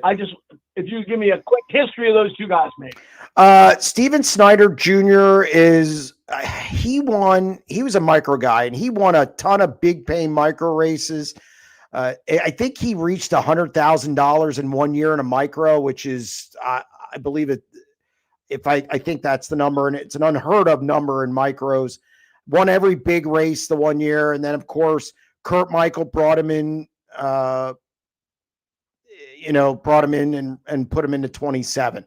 Steven Snyder looked really good. Finished 5th at Eldora, I believe, with the All-Stars earlier this year. I think it was Speed Week, if I remember correctly. Was running in the top 10 during King's Royal Week, and he was involved in the Aaron Reitzel crash. Couldn't avoid it. So, yeah, Steven Snyder Jr., up-and-coming guy. Cameron Smith, I'm not 100% sure what his background. I know he was in 358s for a year or 2 and then came up through, and he jumped into 39. He got into Trone Car, led some races at Williams Grove. Probably should have won, gave him away. He admits that. Then he got over to the Fever car, the 75, and I think he's taking off. I think Cameron Smith is much improved. I think he continues to improve. Watching him at the final 50 looked really good at Lincoln. Also earlier this year, he passed Buddy Kofoid after Kofoid passed him at Williams Grove, which not many people pass Buddy Kofoid. So Cameron Smith on the rise, Steven Snyder Jr., I don't think you could go wrong with either of them. Okay, and so the Cam Smith, he's only like 18 years old or something like that? Yes. And I understand that he's like a Hanover kid or something like that. Yeah, he's a local kid. And Steven Snyder, I don't know where he's from exactly. But I wrote a story about him at Eldora. I apologize for not remembering. But he's a comer. And I wouldn't be surprised if he's being considered for the boot car or another ride. It wouldn't surprise me at all. He just needs more laps. Right.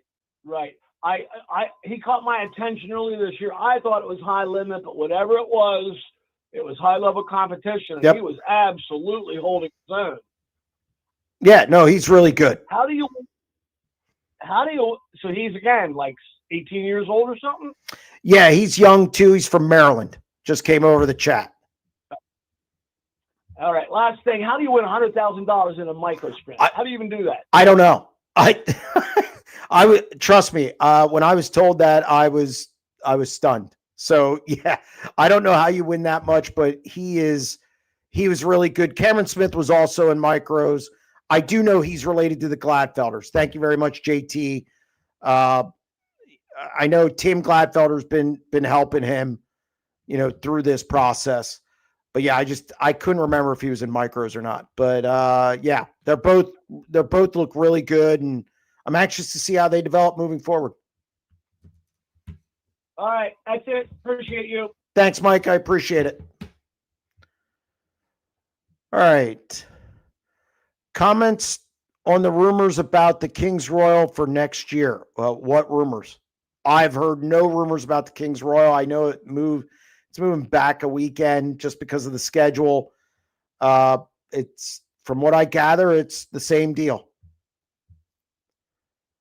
Any updates on PA drivers making the trip to Charlotte for the World Finals? Ryan Smith will be going into 69K. And I think you're going to see, I think Macri was up in the air on it. Brent Marks is going to Charlotte. I didn't hear anything about Danny Dietrich going. So I don't know if Brock's going. I think Brock might be going. So that's what I know as of now. Macri was up in the air. They were going to, I think they were going to decide early this week, and I haven't heard yet. What's the deal with some controversy I saw on Twitter from an interview you recently did with, okay. I figured I would get this. I'm not going to say too much about it. Basically, I did a deep dive with John Zamitis, and I asked a question about the sale of Zemco headers. John answered it. It was about 10 minutes. It was about 12 minutes out of an hour and 18-minute interview. Some individuals didn't like it, and they contacted me about suing me for some kind of, I don't know what. All I will say is I've been doing this for 26 years, and I know what I can and can't do. I know what I can and can't say. And they just didn't like, I guess, what John said, and they didn't like that I put them on the platform. And so that's kind of how they handled it. I have not been served. I have not heard anything from an attorney. There's nothing. And quite honestly, guys, I'm not worried about it because I know I handled everything the way I'm supposed to handle it. So we'll let it go there. High Limit getting any races at Lincoln or BAPS? Not that I know of. I find it very hard to believe they'd go to Lincoln, especially with 2 World of Outlaws events. And I don't know of any races at BAPS as of now. California could F up a one. Excuse me. That's funny. California could F up a 1-car funeral procession. Listening to Dom give the rundown on the Trophy Cup scale fiasco was embarrassing for the sport out there. Some questions just make me laugh. Look, they're going to have to fix some things. Brad's got his work cut out. He's got some work to do with NARC. I mean, obviously, everybody saw that they canceled a show this weekend because they said low car count. I will give them this. They didn't shy away from it. I've heard also low fan count was going to be a problem. So, Brad's got his hands full with NARC, and they got to get it. They got to get it, massage it, and try and grow it a little more. That's funny though. Tracks are adding clay now. Does the winter weather help the clay cure? If you get it down early enough. I know BAPS is putting clay down now. It's got to. Now, I've heard different ways of doing it. if it were me, I'd leave it open. If you're done racing, obviously Babs has another race yet, but you leave it open, and I would just let winter take its natural course.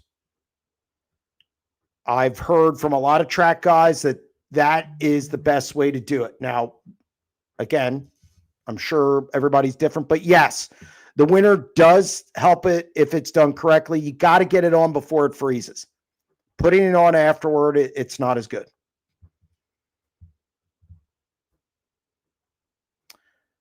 Jim from Buffalo on line 5. Everybody looks forward to Jim. Jim, how are you?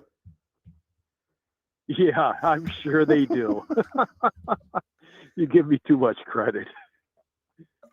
What do you got for me tonight? Hey, I had to agree with you yesterday about those Pittsburgh uniforms.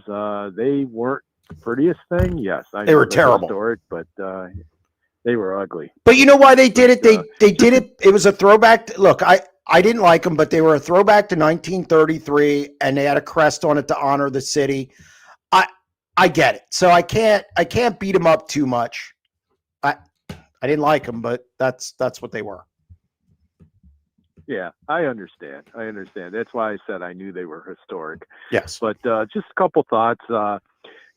Just like everybody, or at least me, was banging the drum to get Paul Hazen in the Sprint Car Hall of Fame, I think people ought to get on board and get Carter in there, because when you go back to Boundless and the fiasco that was and everything like that, basically he saved the Outlaws. I mean, there's no two ways about it. Sure, is he the most wonderful person in the world? No, but in business, you kind of got to be that way, and everybody's taking shots at you. You develop a thick skin after a while. Yep. Agreed. I would vote for Carter instantly. The second thing about the downsizing a little bit of the Pennsylvania schedule, I think that's a good thing, because, as entertainment gets more expensive and everything, you got to pick and choose what you spend your money on. I mean, not everybody has, a Knoxville where it's the best value in weekly racing. And of course they have the Nationals to make their money. But, hey, $18 for 3 classes of sprint cars, that's a pretty good deal as far as I'm concerned. But, and I think another thing too that would help the tracks out is if the tracks offered good and free Wi-Fi, maybe they don't entertain the fans, but possibly the fans can entertain themselves. Don't tease me. Don't tease me with better Wi-Fi, because I could use that. That's for sure. Oh yeah. I understand. Another question is about the schedule releases for the Outlaws and the other guys. Do you see this as a possible race to release the schedule first, so that the teams could get a glimpse of it and say, hey, I want to do this versus I want to do that? Or they pretty much going to stay and get released around the show there in Indianapolis? I think the teams already about know before it's released to the public. They get a copy beforehand. And I expect High Limit to be out before the World of Outlaws. And I don't think it's a race. I think that's just the normal business. I mean, High Limit's already done, so they're working on their schedule. It would stand to reason that they get theirs out earlier. And I think the World of Outlaws have a great display out at PRI. It's always, a lot of coming and going there, a lot of traffic. And I think, they release it around the PRI show. So it makes sense, both of them. I don't think it's necessarily a race. I think that's just what they do. And I don't think anybody's changing that. And the teams know. I know there's usually a schedule floating around World Finals for the Outlaws, and I'm sure Brad is very transparent with his teams. And if a team asks them what they're going to do to get a heads up, Brad's going to tell them. So I don't think that that's an issue at all. I see. And as far as teams going here, teams going there, I think a smart team is going to look at the balance in the series. Sure, certainly the payoff is important, and it's in different ways. But you got to look at the balance of the series, because do you want to go someplace where you're just going to be part of the show, or do you want to go someplace to be the show? Because basically, what's racing about? It's about winning. That's the thing. So it seems to me that it's always been that way to me. Yeah, but you're not in the car, because some of the drivers who are picked, it's not about winning. I mean, look, I'm not trying to be a contrarian, but look, there's moves made in this sport that aren't about winning. Now, let's not get, we got to be honest here. There's moves that there are plenty of moves that aren't made about winning. And, I do think both series do a good job highlighting their drivers. Mm-hmm. So I don't think there's one. I mean, it depends. It's going to depend on money. It could depend on where you could end up in the standings. I mean, this is a business. Now this is where I'm wrong. To me, it's a business, but I wonder sometimes if people look at it like a business. So, I don't know. I don't know why teams make some of the decisions they make, but they do. I don't really get into that much because it's not my money. But I don't think either one does a bad job making their drivers the show. Yeah, I get you. I mean, racing's always been about cubic dollars, even when I putted around the track back in the 80s. I mean, that's what you do, Cubic dollars wins the races, and with the way money is today, you gotta be careful how you spend it, unless you got so much of it you don't know what to do with. But I wish I was that guy. I wish I was that guy. Yeah, no kidding. But just two guys I hope come back to the Outlaws, and I know one will probably be there, and that's Buddy. But Bill Baylog. I mean, two great guys. They're up on the wheel. They got time for the fans. Baylog will be back. Involved in excellent. Bill Baylog will be back. What are you hearing about?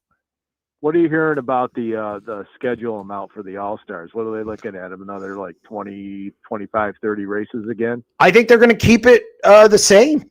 I think it's going to be right around that 28 to 30 races, and I think that's where it should stay. I thought this year they had a really good first year, and I'd like to see him do the same thing. Yeah. I mean, it's a great series. I mean, the racing usually is always good. Helps the driver build his name, get some experience, and everything. One more thing. I tell you what, I loved that race at Putnamville a few weeks ago. That was awesome. Yeah. Nice big cushion. Just get up there and bang them.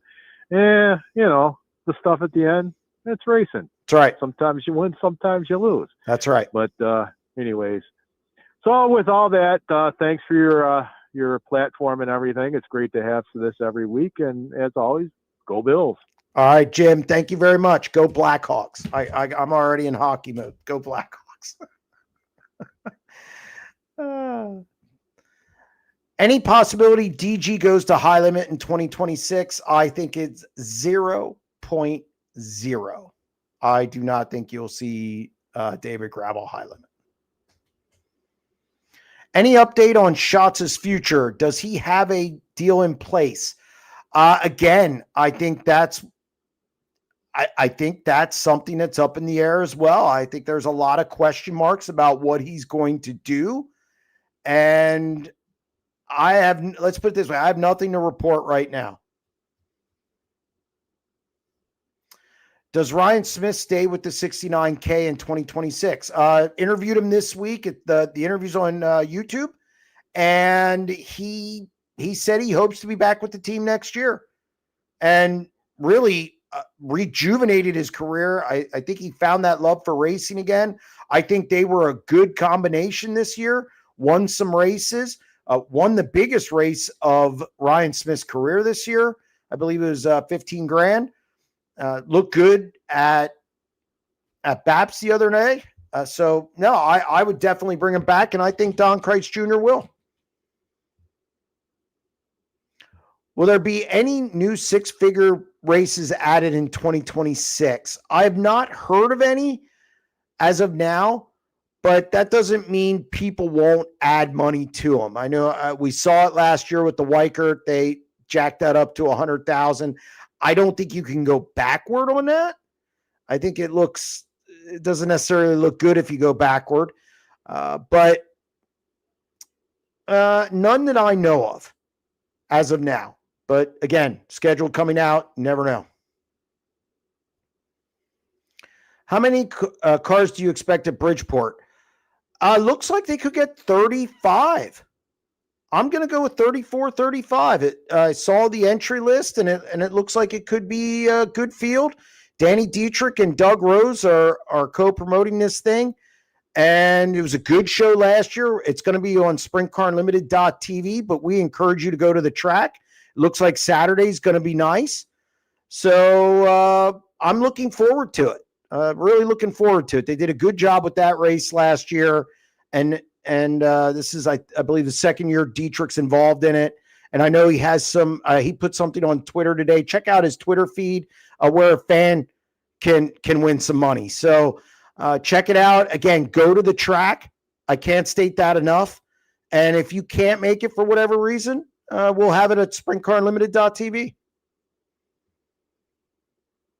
Did you get to watch any of the Wingless Sportsman feature for Saturday at BAPS? Was fantastic racing from the top three. I got to see a little of it. I was doing my interviews, obviously, but no, I also went back and watched a little bit. Yeah, it was good. It was real good. It was Brett Perigo, Tony Jackson, and Steve Wilbur.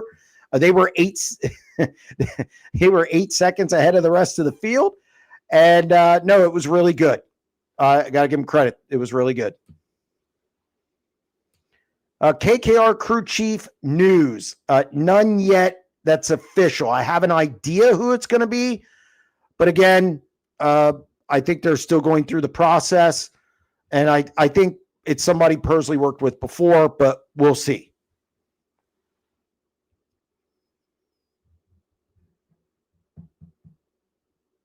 Scott on line 6. Scott, how are you? Hi, Jeremy. How's it going? It's going. Yeah. Let's see. Number one, that interview the other night with Mr. Zamitis, and I know him from the back in the day. That was so hard to follow. I had to turn it off for a while and then come back in and listen to it again. John's 81, and I think he did the best job he could. And, I think there was a lot to get in there, and he did the best he could. I enjoyed doing the interview. John, a lot of good stories in there. And John's an iconic car owner in central Pennsylvania. So I'm glad I was able to do that interview. Yeah, absolutely. I enjoyed it, of course. And like I say, I knew who he was and all that deal. And yeah, he's done a lot for the sprint car community over the years. So yes. Let's see. Number two, we were talking about that Steven Snyder Jr. Yes. He's a Marylander like I am. Mm-hmm. He won the Keith Kuhn give back. Yep. 3 years ago, I believe it was. So that's how he got his name on the map somewhat. And of course, he went to the Chili Bowl and did not make any friends at all down there. I mean, he was putting people out every race he was in. Well, I mean, look, I'm not a Chili Bowl guy. To me, that's midget racing in general. Oh, I know. It was all new to him, So, but yeah, it's amazing the boy can make $100,000 racing micros out. Wow. Yeah. No, Steven Snyder's a name to watch in the future if he can get a ride. Yeah. He's going well with that Hefner ride, I believe, when he gets to race it. Yep. I think you'll see him this weekend at Bridgeport. Yeah. And Cam Smith, he just graduated high school this past summer, so and he's like a step brother to Timmy Gladfelder. Yeah, they're They all live related together, and yeah, well, they all live together. I don't feel there. So he's a good kid, real good kid.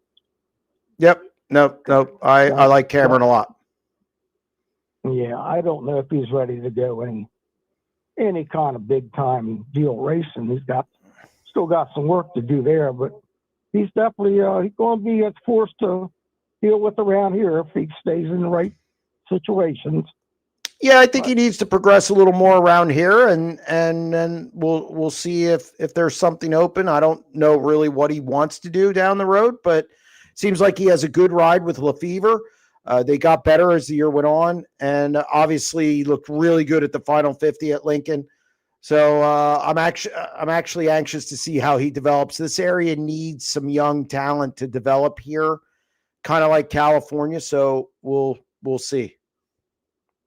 Yeah, absolutely. And yeah, all good. How was the Texas deal for you? It was good. I was really surprised at the racing surface. I heard horror stories. I thought it was pretty good.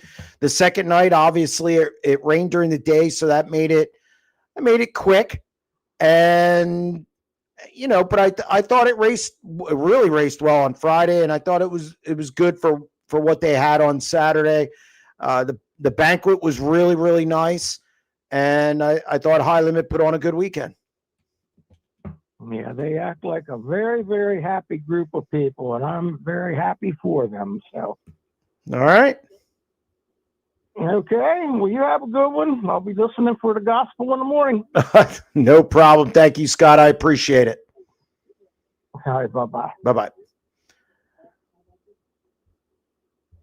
Do you think that the All-Stars have a talent problem? It seems to be the Henry show with no other signs of drivers making it to the big show.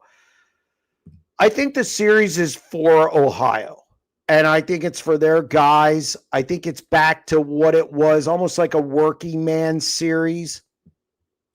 And look, I don't think it's made for Brad Sweet, Aaron Reitzel, Tyler Courtney and those guys.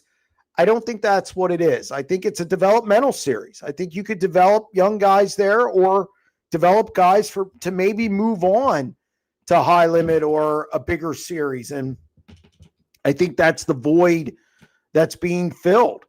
So we can say there's a talent gap. And yeah, I mean, Cale Thomas and Caleb Henry were the champions this year, one on the owner's side, one on the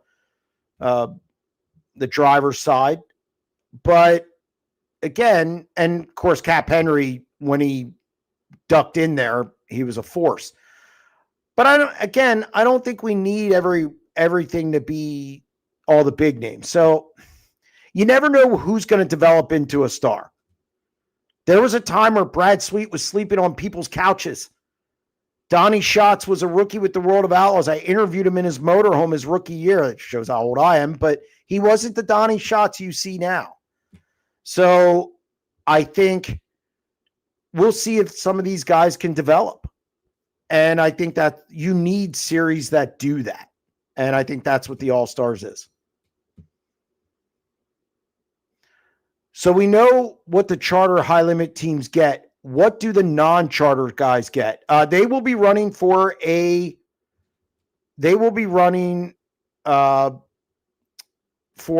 point fund for the non-franchise teams. Now, it hasn't been released. I heard it's good. So some drivers have seen it. I have not seen it, but I was told it's very good. So, and then of course, you're running for the 2-year cycle. So if you're a high limit guy for the first time in 2026, you run 2026, 2027. If you get a franchise, you're in the order for 2028. If you win it both years, you're going to be the number one franchise in 2028. So there you go. But there is a non-franchise point fund.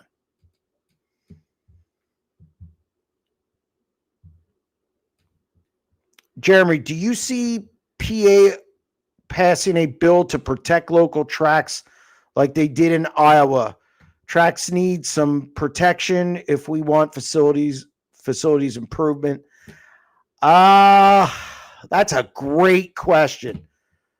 I think the only way it happens is if it's a historical landmark, which I think the Grove is. I think it's been declared a historical landmark, but I'm not 100% sure. I've heard rumors of that. So I think that's kind of how it has to happen. I don't think you're going to see some bill to protect racetracks. No, not in the state of Pennsylvania. I'd be shocked if if any legislation comes down about that. But you have Port Royal, which is a fairgrounds, which is state. And then you have, I think Williams Grove has been, or it's been something with a historical landmark. So we'll see. But I don't think it's something you're going to do at BAPS. I don't think it's something you're going to do at Lincoln. I don't think there's going to be any formal legislation to protect racetracks. Bob on line 7. Bob, what do you got? Hey, Jeremy, how are you? Two things. This historical landmark thing I just heard about. Flemington Speedway's historical landmark. Now it's a Walmart and a Lowe's. There you See go. how that goes. Yep. So anyhow, good point. The Bridgeport deal for Saturday.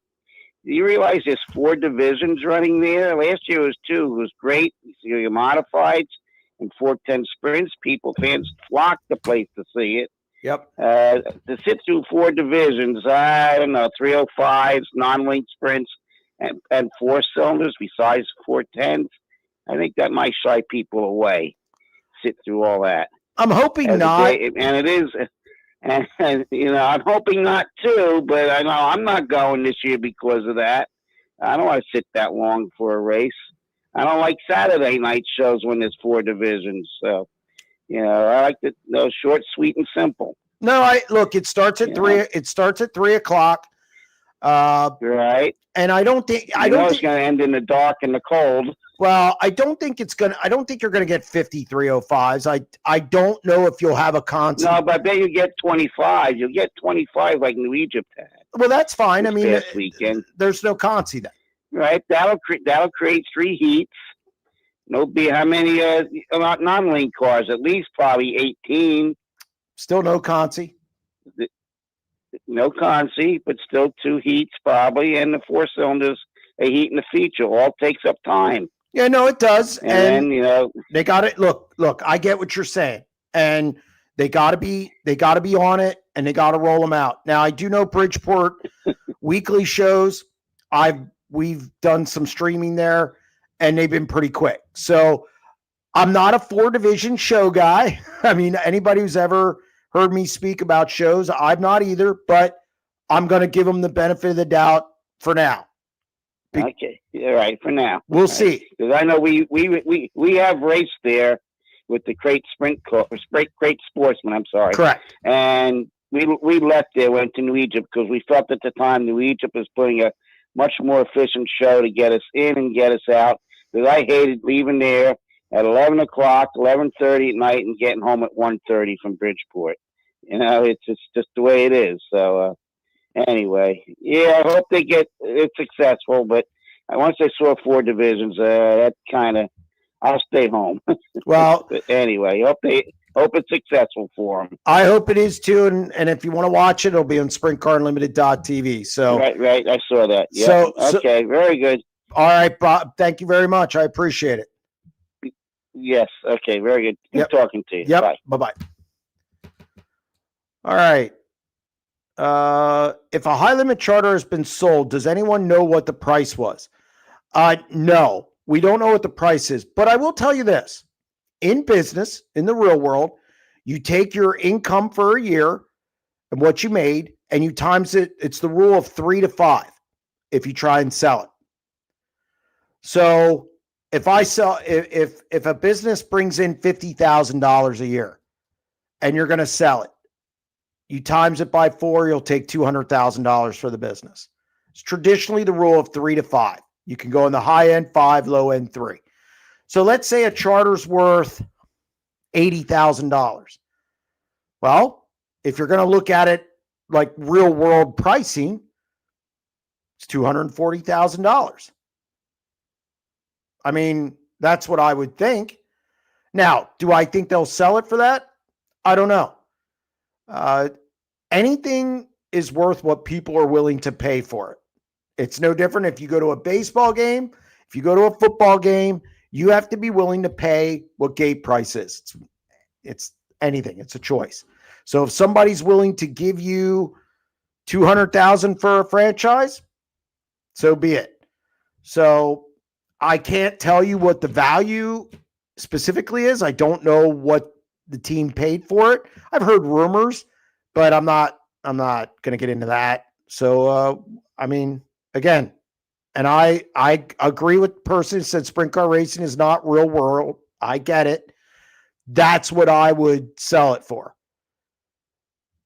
I am real world. So it's just how I look at things. Will they release what a franchise sells for? No, they're not going to release that. And really, I don't blame them for not releasing that. That's nobody's business. Jim on line 8. Jim, what do you got?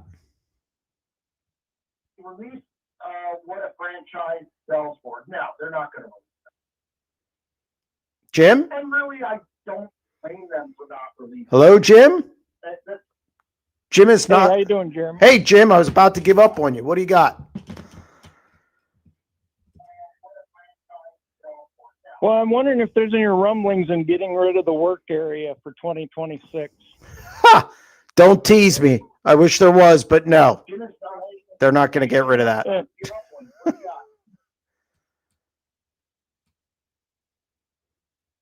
Well, I'm wondering if there's any rumblings in No, Jim, are you there? Don't tease me. I wish there was, but no. All right, Jim's not. Yeah, I see it only being more dangerous and more money. That's the only thing it does. Jim, you there? Yeah, I'm here, Jeremy. Yeah, okay. You're listening to the show, but yeah. So there's a delay. Jim, I think, I just don't like because it delays the show. I don't like it because it adds laps to the feature. I don't like it because, we have fuel issues and it just keeps adding. It's unnecessary. If you want to do it for a flat tire, fine, where you get 2 laps and that's it. But this rebuilding a car is nonsense to me. I've never heard a fan in the stands go, boy, I'm so glad that I got to see the work area tonight. So I just don't think it adds that much to the show. It's a streaming thing. It's a TV thing. And I get that that's important for streaming, but I don't, it just delays the show too much. So, all right, Jim, we got Steve on line 9. Steve, how are you? Yeah, Jeremy? Yes. How are you doing? I'm doing okay. How are you? I'm doing great. I was just thinking, Steve on line 9. Steve, how are you? We're like in a college basketball season now, and I'm in like a Gonzaga fan right here in my town, but we do this stuff in college basketball, this home series. You travel back to their school and then they play at your school. It's a home and home. But what if the races did something like that? Take like NARC versus Skagit and Oregon for a 3-race series, and then you did like the IRA versus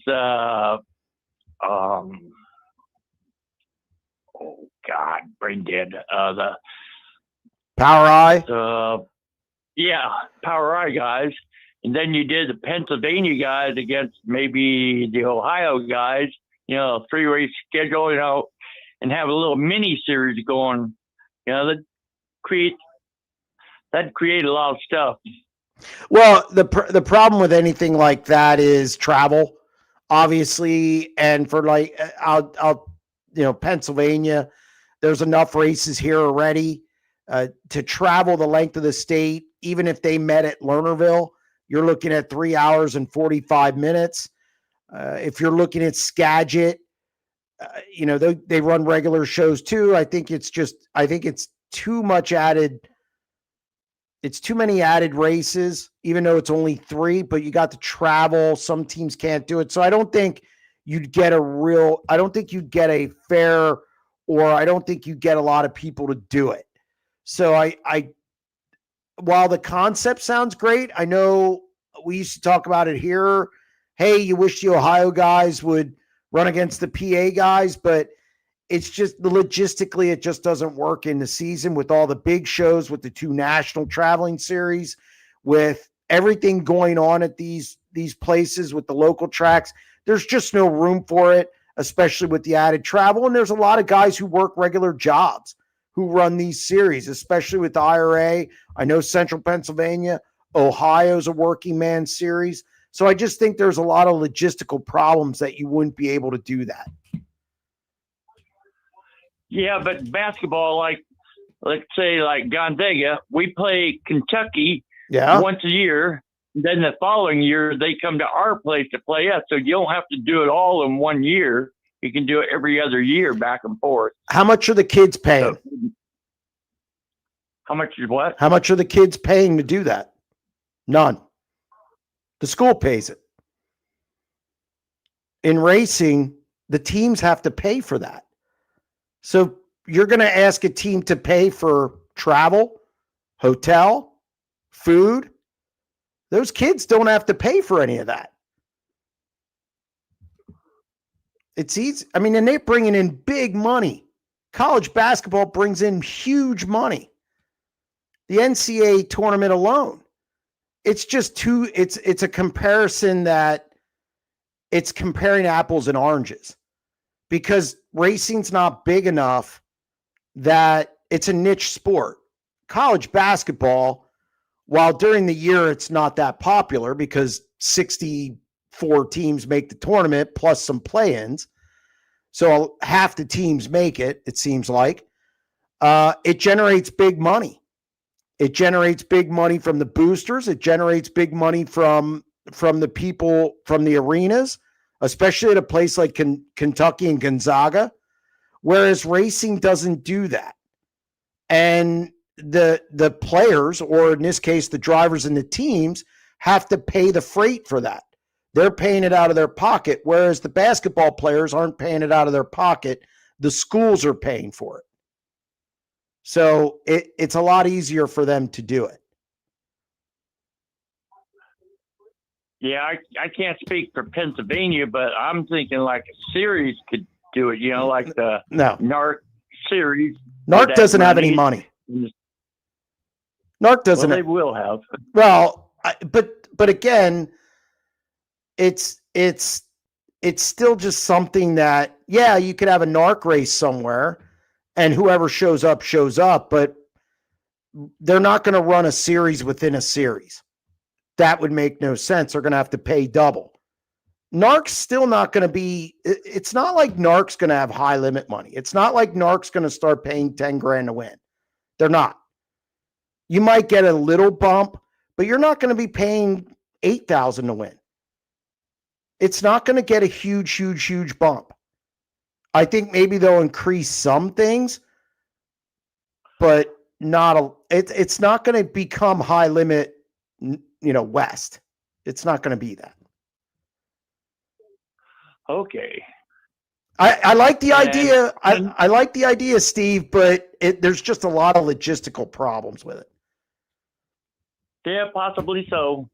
But on another note, you guys are all talking about the high limit stuff. Yep. And it's like one thing no one's mentioning is next year, any team that comes in and wins a race, whether you're a high limit franchise or not, you get a big bonus for whoever wins the most races in the year. Correct. And I think that's I think that's something, that we have forgot. They do have that pool of money for I think it's the top 3 guys who win the most races, or I read it, but it's just not talked about much. But yeah, they have they have different ways of making money. So yeah, that's also a consideration. You're right.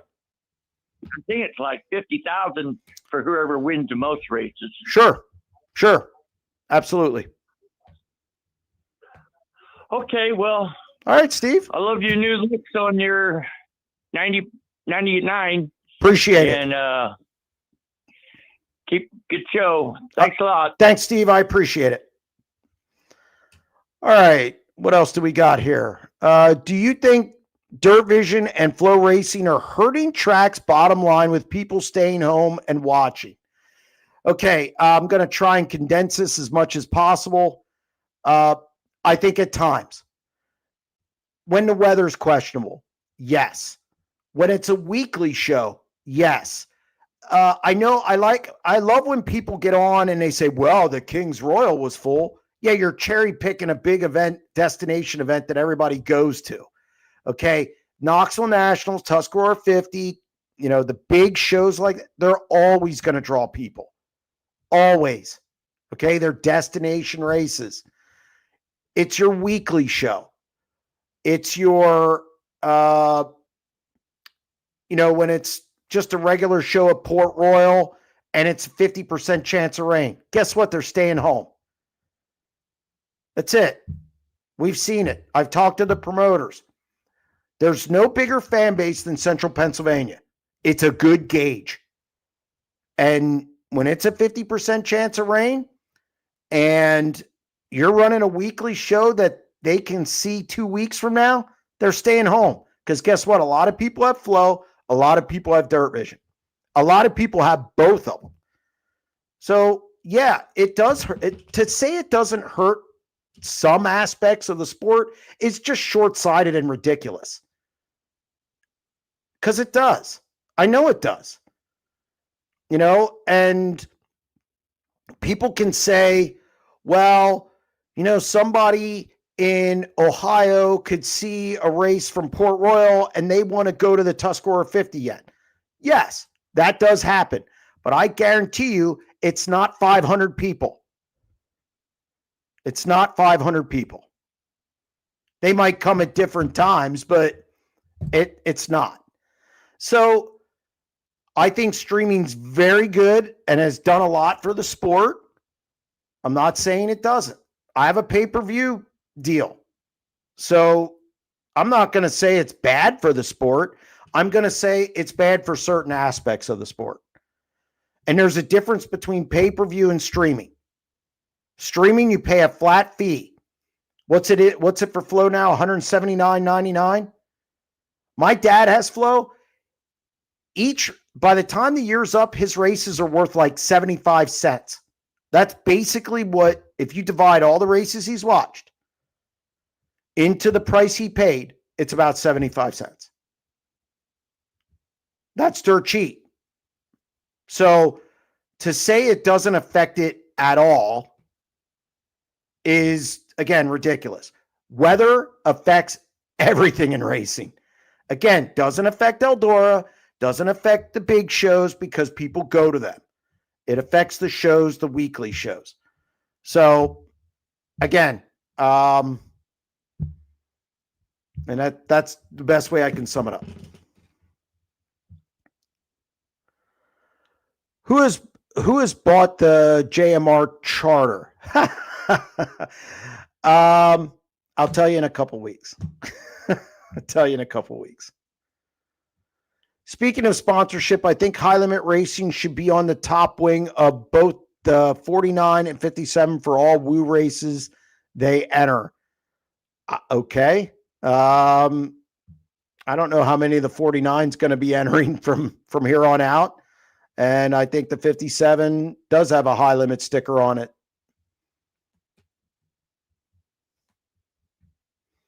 What percent ownership of High Limit belongs to Kyle Larson? I don't know that. I know Flow Racing owns a piece.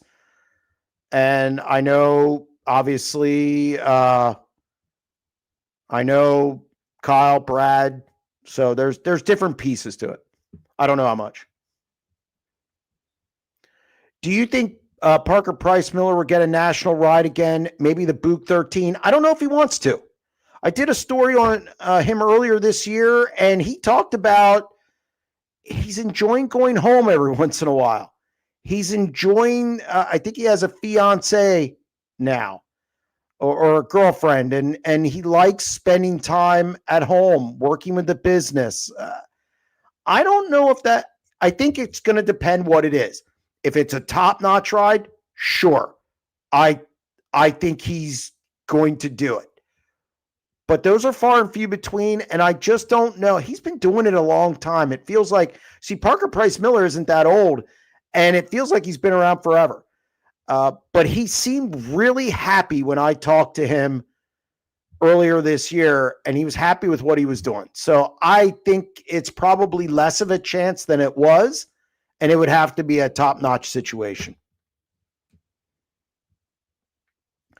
Kings Royal to High Limit next year. Lots of rumors, still not shown on the Woo schedule. No, I don't think that's going to go to High Limit. Let's put it this way. I'd be shocked if that goes to High Limit. I've heard the rumor. I've talked to a couple people, and they said no. What are your thoughts about the NARC show cancellation because of low car count? What could go wrong?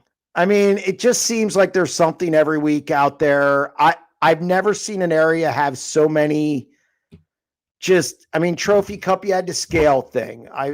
Then you have the cancellation of a show because of low car. It just always seems to be something out there. It's not a good look. I heard too that fans were going to be an issue. So I don't know. It's just not a good look. Brad's got some work to do with NARC.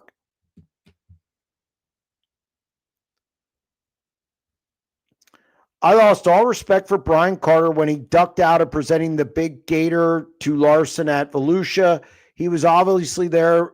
He presented the gator to the modified winner. Petty, yes. Not going to deny it's petty, but it doesn't change what he's done in the sport. For me, look, I do think it's petty. Just present the damn thing. Just do it. But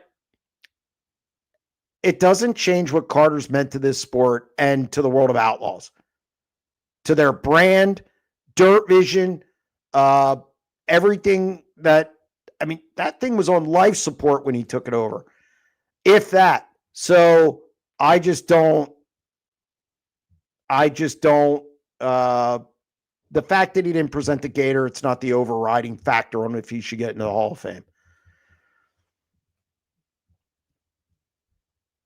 Ty Cobb's in the Baseball Hall of Fame. Deweese in the 12 next year, as far as I know, as of now.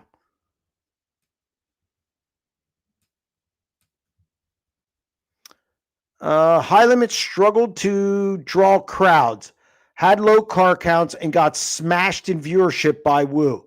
Yet everyone is on the High Limit train. What High Limit has is flow money, where Woo has sustainable business model. Well, okay. Yes and no. How is High Limit's crowd at Eldora? How is it at Eagle? How is it at Grandview? How was it at Port Royal? It was good. Texas, the second night, was decent. There's a lot of seats at Texas. So, yes, they have some dates. Florence, for instance, didn't draw well. They had some other crowds that weren't good. But to say all their races do badly that's not true. Again, Eagles jammed. Grandview, full. Port Royal does well. Skagit, usually the second night, does very, very well. There's different. Then, of course, yes, they have Florence that didn't do well. Maybe Lakeside was a little thin. But again, as I said earlier, I think they're still trying to work their schedule out. I would say the same thing if it was reversed and it was the World of Outlaws. World of Outlaws had poor crowds on the West Coast. Poor crowds on the West Coast. Why? Talk to the drivers. They were stunned by it.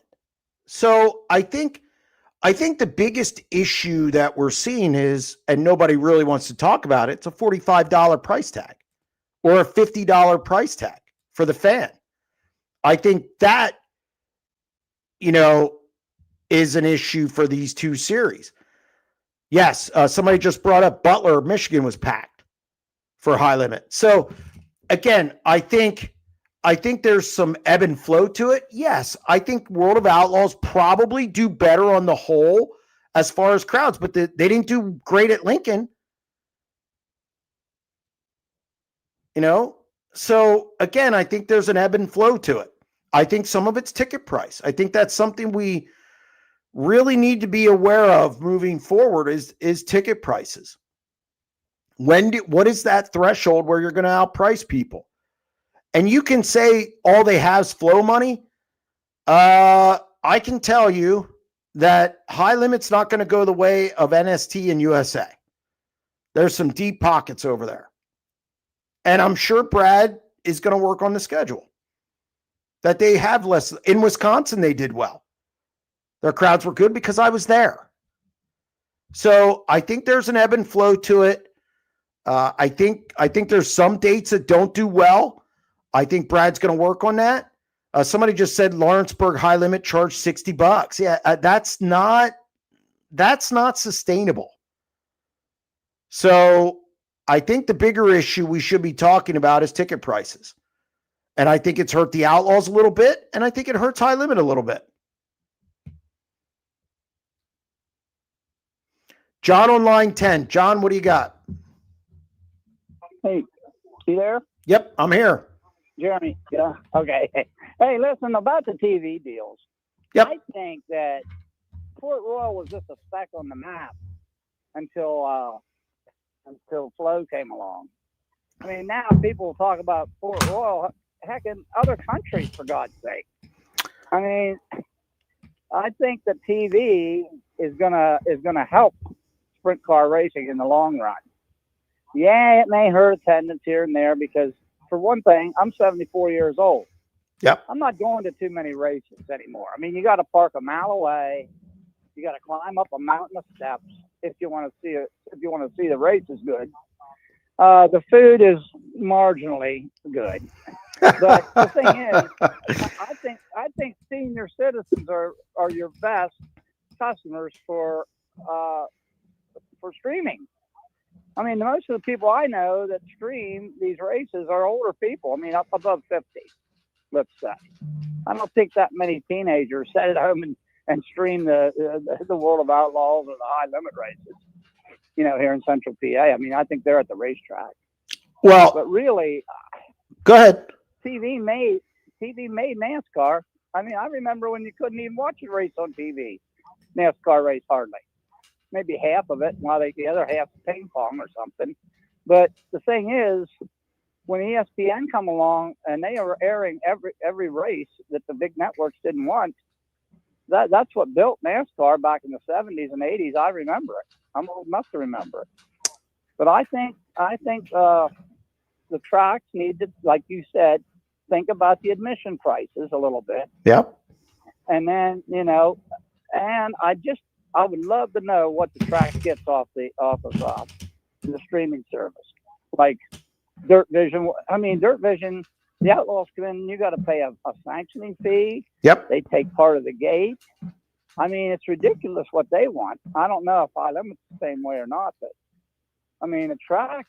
I mean, they're collecting money from 3 or 4 different places, and now they're complaining because their crowd's down. Their crowd was down before there was TV. Some of these tracks. Well, okay, let me. Anyway, I'll get off my soapbox. You can remark on some of those things that I said. But. Okay, well, here's the thing. Port Royal was getting bigger under the speed shift days already. It was before Flow. Yeah. It was before Flow, and it wasn't speed shift, right? But they didn't have the amount of people signed up that Flow does. Well, no, but they were in their infancy. No, but Port Royal, once they started making changes and Steve O'Neill got in there, that's the reason it got bigger. It's not streaming, first off. Well, Uh, I don't think it was all racing that caused them to grow. I think a lot of the money that they got on the grant that they didn't have to pay back. Sure. Well, and rebuilt the place. I think that helped them a lot. yeah, no, that helped a lot. The place was So yes. the place was a crap hole back in the day. Oh, yeah. Look, I'm not gonna argue with you. I agree. Look at some of my old videos. I mean, that I have on YouTube, and you'll see what Fort Royal looked like in the '80s. I mean, it was. I was there. So but it had a decent track. The track was the same. Yeah, but okay. So yes. So we can say grants. We can say, Steve O'Neill was a big part of that, turned things around, and yes, Steve Steinley with the track surface. So I'm not gonna. I don't think that. Here's the problem. You're comparing it to NASCAR. You can't compare it to NASCAR, and the reason you can't compare it to NASCAR is because NASCAR has obviously a lot more fans. Well, they did. Yeah, that's true. They still do. But they made heroes out of those drivers. And that's sure. what people went to see. They went to see their heroes. Well, they went because it was affordable. People didn't know them. Yeah, and they got a group of guys. They got a group of guys who had personalities, and they sold it on ESPN. Sprint car racing's not going to do that. It's not big enough to get on ESPN. They can't. No, but they need to make these guys really household names as well as they can, and then people will go to see the drivers. They don't care about the cars that much. They care about the drivers. Yes, but the cars all look the same. I mean, they're all the same except for some stickers. Yeah, but they're not going to get on. They're not going to get on ESPN. Well, maybe not yet, but they're not big enough. There'll be a day that ESPN will come. They'll come around someday. I think so. Do you know how many people you need to get one Nielsen rating point on TV? Oh, I know. It's crazy. I know. But ESPN used to cover some sprint car races. Yes. When they were in their infancy. Yes. But now you need approximately 800,000 households. There's not 800,000 sprint car fans in the country. There's not. I don't know. No. There's a lot of fans. No, there's not. I mean, then you take late models. And no, but a lot of them too. And they're on streaming as well. Yeah, but there's not 800. If your biggest event only draws 25,000 people, right? You don't have Yeah, okay. And I'm not. I don't mean to argue with you, Jeremy, because you know a lot more about it than I do. But no, I do know. I wanted to. If you added all the race car, if you added all the tracks in the nation, yes, and you knew all the attendance from every track, there's way more than what watches NASCAR, probably even NFL. Oh, come on now. Okay, now you got to stop. The Super Bowl alone draws. How many racetracks are running on a Friday or Saturday? The Super Bowl. It's crazy. The top 99 out of 100 shows in a year are NFL or football. Okay, first off. Okay, and well, I'm probably stretching it a little. You're stretching it a lot. But I'll tell you what, there's a lot of race car fans out there. I think you would be surprised how street stock people don't care about late models who don't. It's very fragmented. It's not. Well, there's so many different divisions in this country. I mean, you got exactly probably 15 different divisions at least. Whereas in Australia, you got 3 or 4. Exactly. There's just and here's the other thing. And look, I like dirt track racing. It's what I do for a living. However, and then I got to answer the chat, but there's inherent problems. Joe Public, the average person, does not want to sit in 90-degree heat and get dusty. All the more reason for dirt vision and high limit. Agreed, but they're not going to buy that if they have no connection to it in the first place. I'm not following you there. Well, okay. If they're watching it, they must be enjoying it or connecting to it somehow. They're not. If they have a kid who plays high school football, they're probably going to be involved. They're probably going to like football, meaning the NFL and college. If they don't see a race by going to it and witnessing it, they're probably not going to spend $400 a year to buy Dirt Vision. They're not just going to. Right. Yeah, they got to be. You got to You have gotta some be connection introduced to to it. it in some way. That's right. I mean, But, you got a lot of kids racing go-karts now that draw their parents into the racing community, and it's only because their kid raced go-karts. I know because I'm pretty involved with go-kart racing and have been for 50 years, and I know that go-kart racing is one of the major motorsports. If you want to break it down, well, that's where all these people start out. These drivers. Where do you live? Start out there almost all of them. Where do you live? In Central PA, about 7 miles from Fort Ross. Okay, how many people do you think go in one weekend? Williams Grove, Port Royal, Lincoln, and Baps. How many people do you think go to all of them combined? If you were combining those 4 races. Yeah, you mean different people, not some people go to. I don't care if you had to say. I don't care if you had the same people. Oh, just add all the attendance up. Yeah. I don't know. It's probably 2,000 at Fort Royal, probably 3,000 at the Grove. Wow. I mean, I'm just guessing. Yeah, you're way off. Okay, that's 5. You're way off. What? Less than that? Yes. Yes. Oh, less. Yes. All right. It's the biggest Well, area. You got to be picking a regular Saturday night with rain forecast in the area. No, I'm picking just regular. I'm just picking regular Saturday nights. You're probably looking total. If you add them all up, and then I gotta answer another call. You're probably looking at maybe 4,000. And those are how many tracks? Lincoln. 4 of them. Like all of the, oh, okay, all the sprint car tracks. Then, Okay, but 4, that's bad. Even if it's 5,000. No, it's not. It's if it's sunny. I've seen it. I take pictures of every crowd I go to. Everyone. It's not as popular as you think it is. It's just not. Okay. I mean, well, good luck with that. I'd love for it to be. Because I'd love for it to be, but it's just not. you should be. Okay. It's just not that I popular. think it's pretty damn popular myself. Well, I mean, you can think that, but it's just not. Brad Sweet will tell you that. Well, whatever it is, it's gained in popularity with TV. That I know for sure. I mean, there's people watching on TV that wasn't even watching it before. Sure. They get on their TV now for $200 a year. I mean, that's a pretty good deal for them. Yes, but here's the thing you got to understand. If the track doesn't make money, they're going to go away. Right.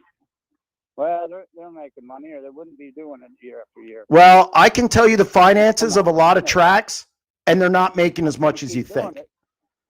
Well, they're making some money or they wouldn't be doing it at all. Now, come on.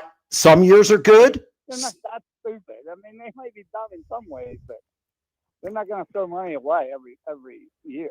I think you would be surprised. I think you'd be surprised at the finances. Well, I can remember when Port Royal had to borrow money at the beginning of the season to open up for that season. Yes. I know that for a fact. Yes. But they're not borrowing money from anybody now to get the season open. No, but I do know they lost money in the last 3 years. Oh, there's shows that they did, I'm sure. No, for the year. For the year. For the total year? For the year. Yeah, that could be. Yeah, no, it is. How much money do they get from streaming? I mean, they get some money from streaming. They get a good amount, but not every track gets what they get. The deals aren't what you think they are. Their own deal. Yeah, I know they negotiate their own deal. Yeah, so they're not every track gets what they probably should get. Probably not. And it's not as much as you think. Well, they're getting $1 from out of states that are way too far away for people to come there. They're getting some money from those people. So yeah, Flo is. Stops, they don't get any of that money. Flo's getting it. Get that money. But Port doesn't get it. Oh, they're getting it whenever they get their cut. No, they don't get a cut. They don't get a cut. They get something. They get a contract. They get a contract at the beginning of the year. They do not get a cut of the. They don't get a cut of. They don't take percentage of what comes in. They get, like you say, a contract. They agree on it at the beginning of the season or 3 seasons ahead, whatever it is. And then they get a deduct. That's what they get. And then they get a deduct. For what's that? I mean, I don't know how that works. If you have more rainouts, you get a deduct. They take money back. Oh, okay, rainouts. Okay, rainouts, yeah. Okay, well, all I know is that they get money that they didn't used to get. And if you take that away, yeah, they probably would be hurt. I know their crowds. There's a lot of crowds that aren't as good as they used to be for weekly shows. You could be right. You could be right. So, but I think the flow reason is the only reason that they're getting a little better now than they used to get. No, I think it brings. Look, I think it brings some people in, and that's great. And I think it's helped in a lot of ways, but I think it's hurt in some ways. It's give and take. It's a give and take thing. It's like anything in business. You have give and you have take. And there's going to be good and there's going to be bad. Well, you're there for the long run. You're not there for the short monthly run or yearly run. Well, you're there for the 10-year stretch. Well, and at the end of that stretch, you should be ahead. If you're not, you better get another business going. Well, there are tracks closing everywhere. Weekly or there's tracks even monthly, I don't think. Hey, I'll let you go. I know you got other people waiting. All right, John, thank you very much for the call. I do appreciate it. Good to talk to you. And I enjoy your show. Oh, I always appreciate it, John. Thank you very much. All right. We got to get through some stuff here. Going to go rapid fire. I don't know if I lost my producer or what. Have you heard what Matt Campbell's plans are for 2026? Yes, I have. Again, I think he will be with he's going to be with a new team next year. So, we'll release that soon. When he does. Should betting on sprint car racing continue with what we are now seeing in the NBA? Yeah, it's not near as big. And I don't think with the NBA thing, I don't think just because you have Chauncey Billups and Rozier doing it, that everybody's doing it. And sprint car racing, there's just not a lot of money in it yet. I mean, it's on underdog. You can't, depending what state you're in, you can't play, Bill Baylog to win. It's this over-under stuff. I think it's just not organized yet to where you can make a lot of money doing it.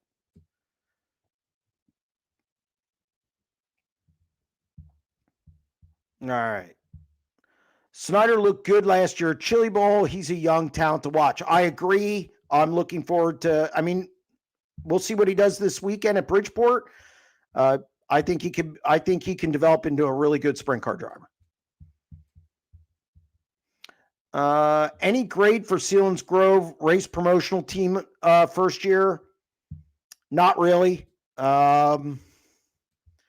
I didn't like them going against Williams Grove. I thought that was short-sighted in your first year. I didn't think that was good. I thought they had a great last show. I thought that was really good. The Jim Nace race did really well. So it's good to end on that note. So that, but they had a race after that where they didn't have a great crowd. So I think it's a work in progress for them. It's a work in progress, a grade. I think a C. Again, I didn't like going against the Grove, but they had a great Jim Nace race. Anyone else besides RTJ running multiple classes at World Finals? Not that I know of. I don't know about the modified to late models. Not my bag, but I think RTJ is probably the only one jumping in a sprint car. What is going on with Bloomsburg Speedway? The track just sat there the past couple of years untouched. The town really didn't like the noise.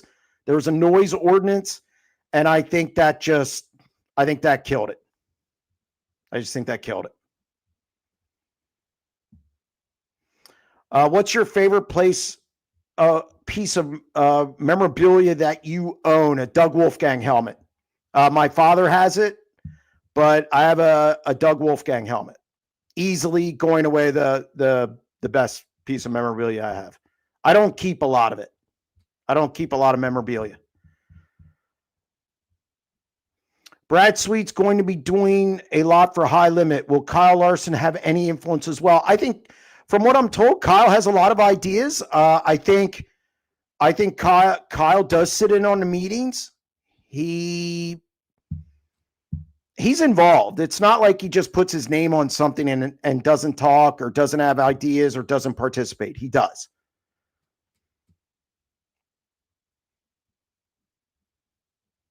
All right. How much do rainouts affect the charter payout? None that I know of. It is what it is. Rainouts have nothing to do with it. Where does Lernerville 2-day high limit show fall next year, if they even have it? All the weekends in September are taken up with Skagit, Tusky 50, Lucas Oil, and Four Crown. Good question. With everything moving around, I think that I have not heard that it's gone. So I think we're going to have to wait till the schedule comes out on that one. I didn't think about that. It's good question. A lot of talk about ticket prices the last couple of weeks. Curious of your thoughts on tracks charging kids under 12 to get in. A way to grow the sport long term is to get kids in the tracks. Agreed. I think with ticket prices in general, I think there's a threshold you don't want to cross. I think we're at that right now. I think we're to the point where we really got to be cautious about ticket prices. I don't think we're the NFL. I don't think we're the NBA. I think it's a different market. If the prices go up in the NFL, there's always going to be fans to take the place of the ones who don't go. Because it's bigger. It's a lot bigger. And we don't have a large enough fan base to have just people replace the people who don't want to go because of ticket prices. So I think that could be a real problem down the road. And yes, I do believe kids should get in, under 12 should get in free.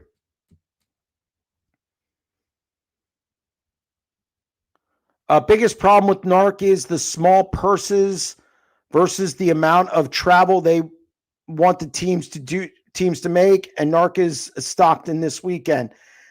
Yeah, I think there's a lot of problems there. I think purse a little bit. I think what's the incentive to move up from 360? Really? What's the incentive? And they give 360 bonuses sometimes, which I don't get, because that why you're paying them to be 360s running a 410 field. It makes no sense whatsoever.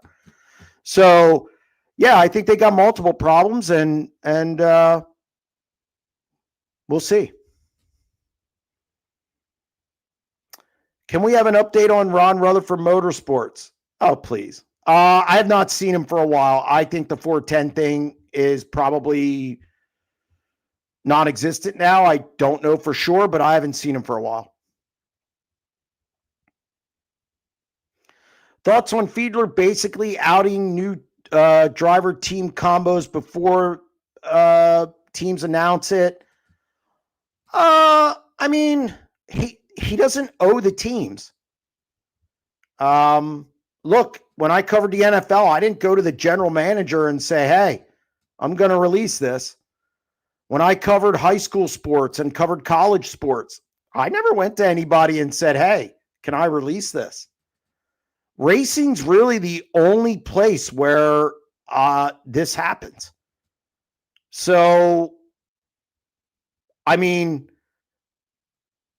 sometimes it hurts a little on my end because of breaking news, obviously, because I have a pay site, but I don't hold it against Fiedler at all. I mean, he doesn't owe anybody anything, and it's the way it is. I mean, again, like I said, I've never gone to a general manager, coach, or anything and said, now, in high school, if it's a kid underage and it's a sticky subject, yeah, that's different. But as far as breaking news, yeah, I mean, you don't have to ask anybody in those other sports, so he doesn't have to ask anybody here. I mean, I don't get mad at him if that's what anyone's asking. Shots to the Forward 5 is what I'm hearing. I mean, it seems like we hear somebody to that car every year. And then for whatever reason, it doesn't materialize. He has health issues, man. Guy Forbrick is one of the most talented crew chiefs out there. Man, and a great guy to talk to. We've had him on the podcast. He's been sensational on the podcast. One of my favorite guys to talk to. Okay, last call for questions. Is there anything else? Sorry, some of the calls went long. Just wanted to make sure we answered everything. Is there anything else? I know one just popped in. I was going to take my 8-year-old to High Limit at Path Valley until I saw the ticket was going to cost $20. I hope we're aware of this, and I hope we get that cleaned up. But I guess that's going to be it. Thank you to everyone who joined the show. Thank you for everybody who called. Thank you for everybody in the chat. Appreciate it. Check out our YouTube channel. Subscribe if you like the content. Also, will we ever see Alan Crimes in a car again? I don't know. I don't know. I know he was taking care of some family issues and stuff. It's expensive to fuel a car, so I don't know if we'll see him again. But again, stay tuned to SprintCarUnlimited.com for all your sprint car needs. We'll have plenty of content. It's only $35 a year, and we'll be back next Tuesday with another show. Stay tuned.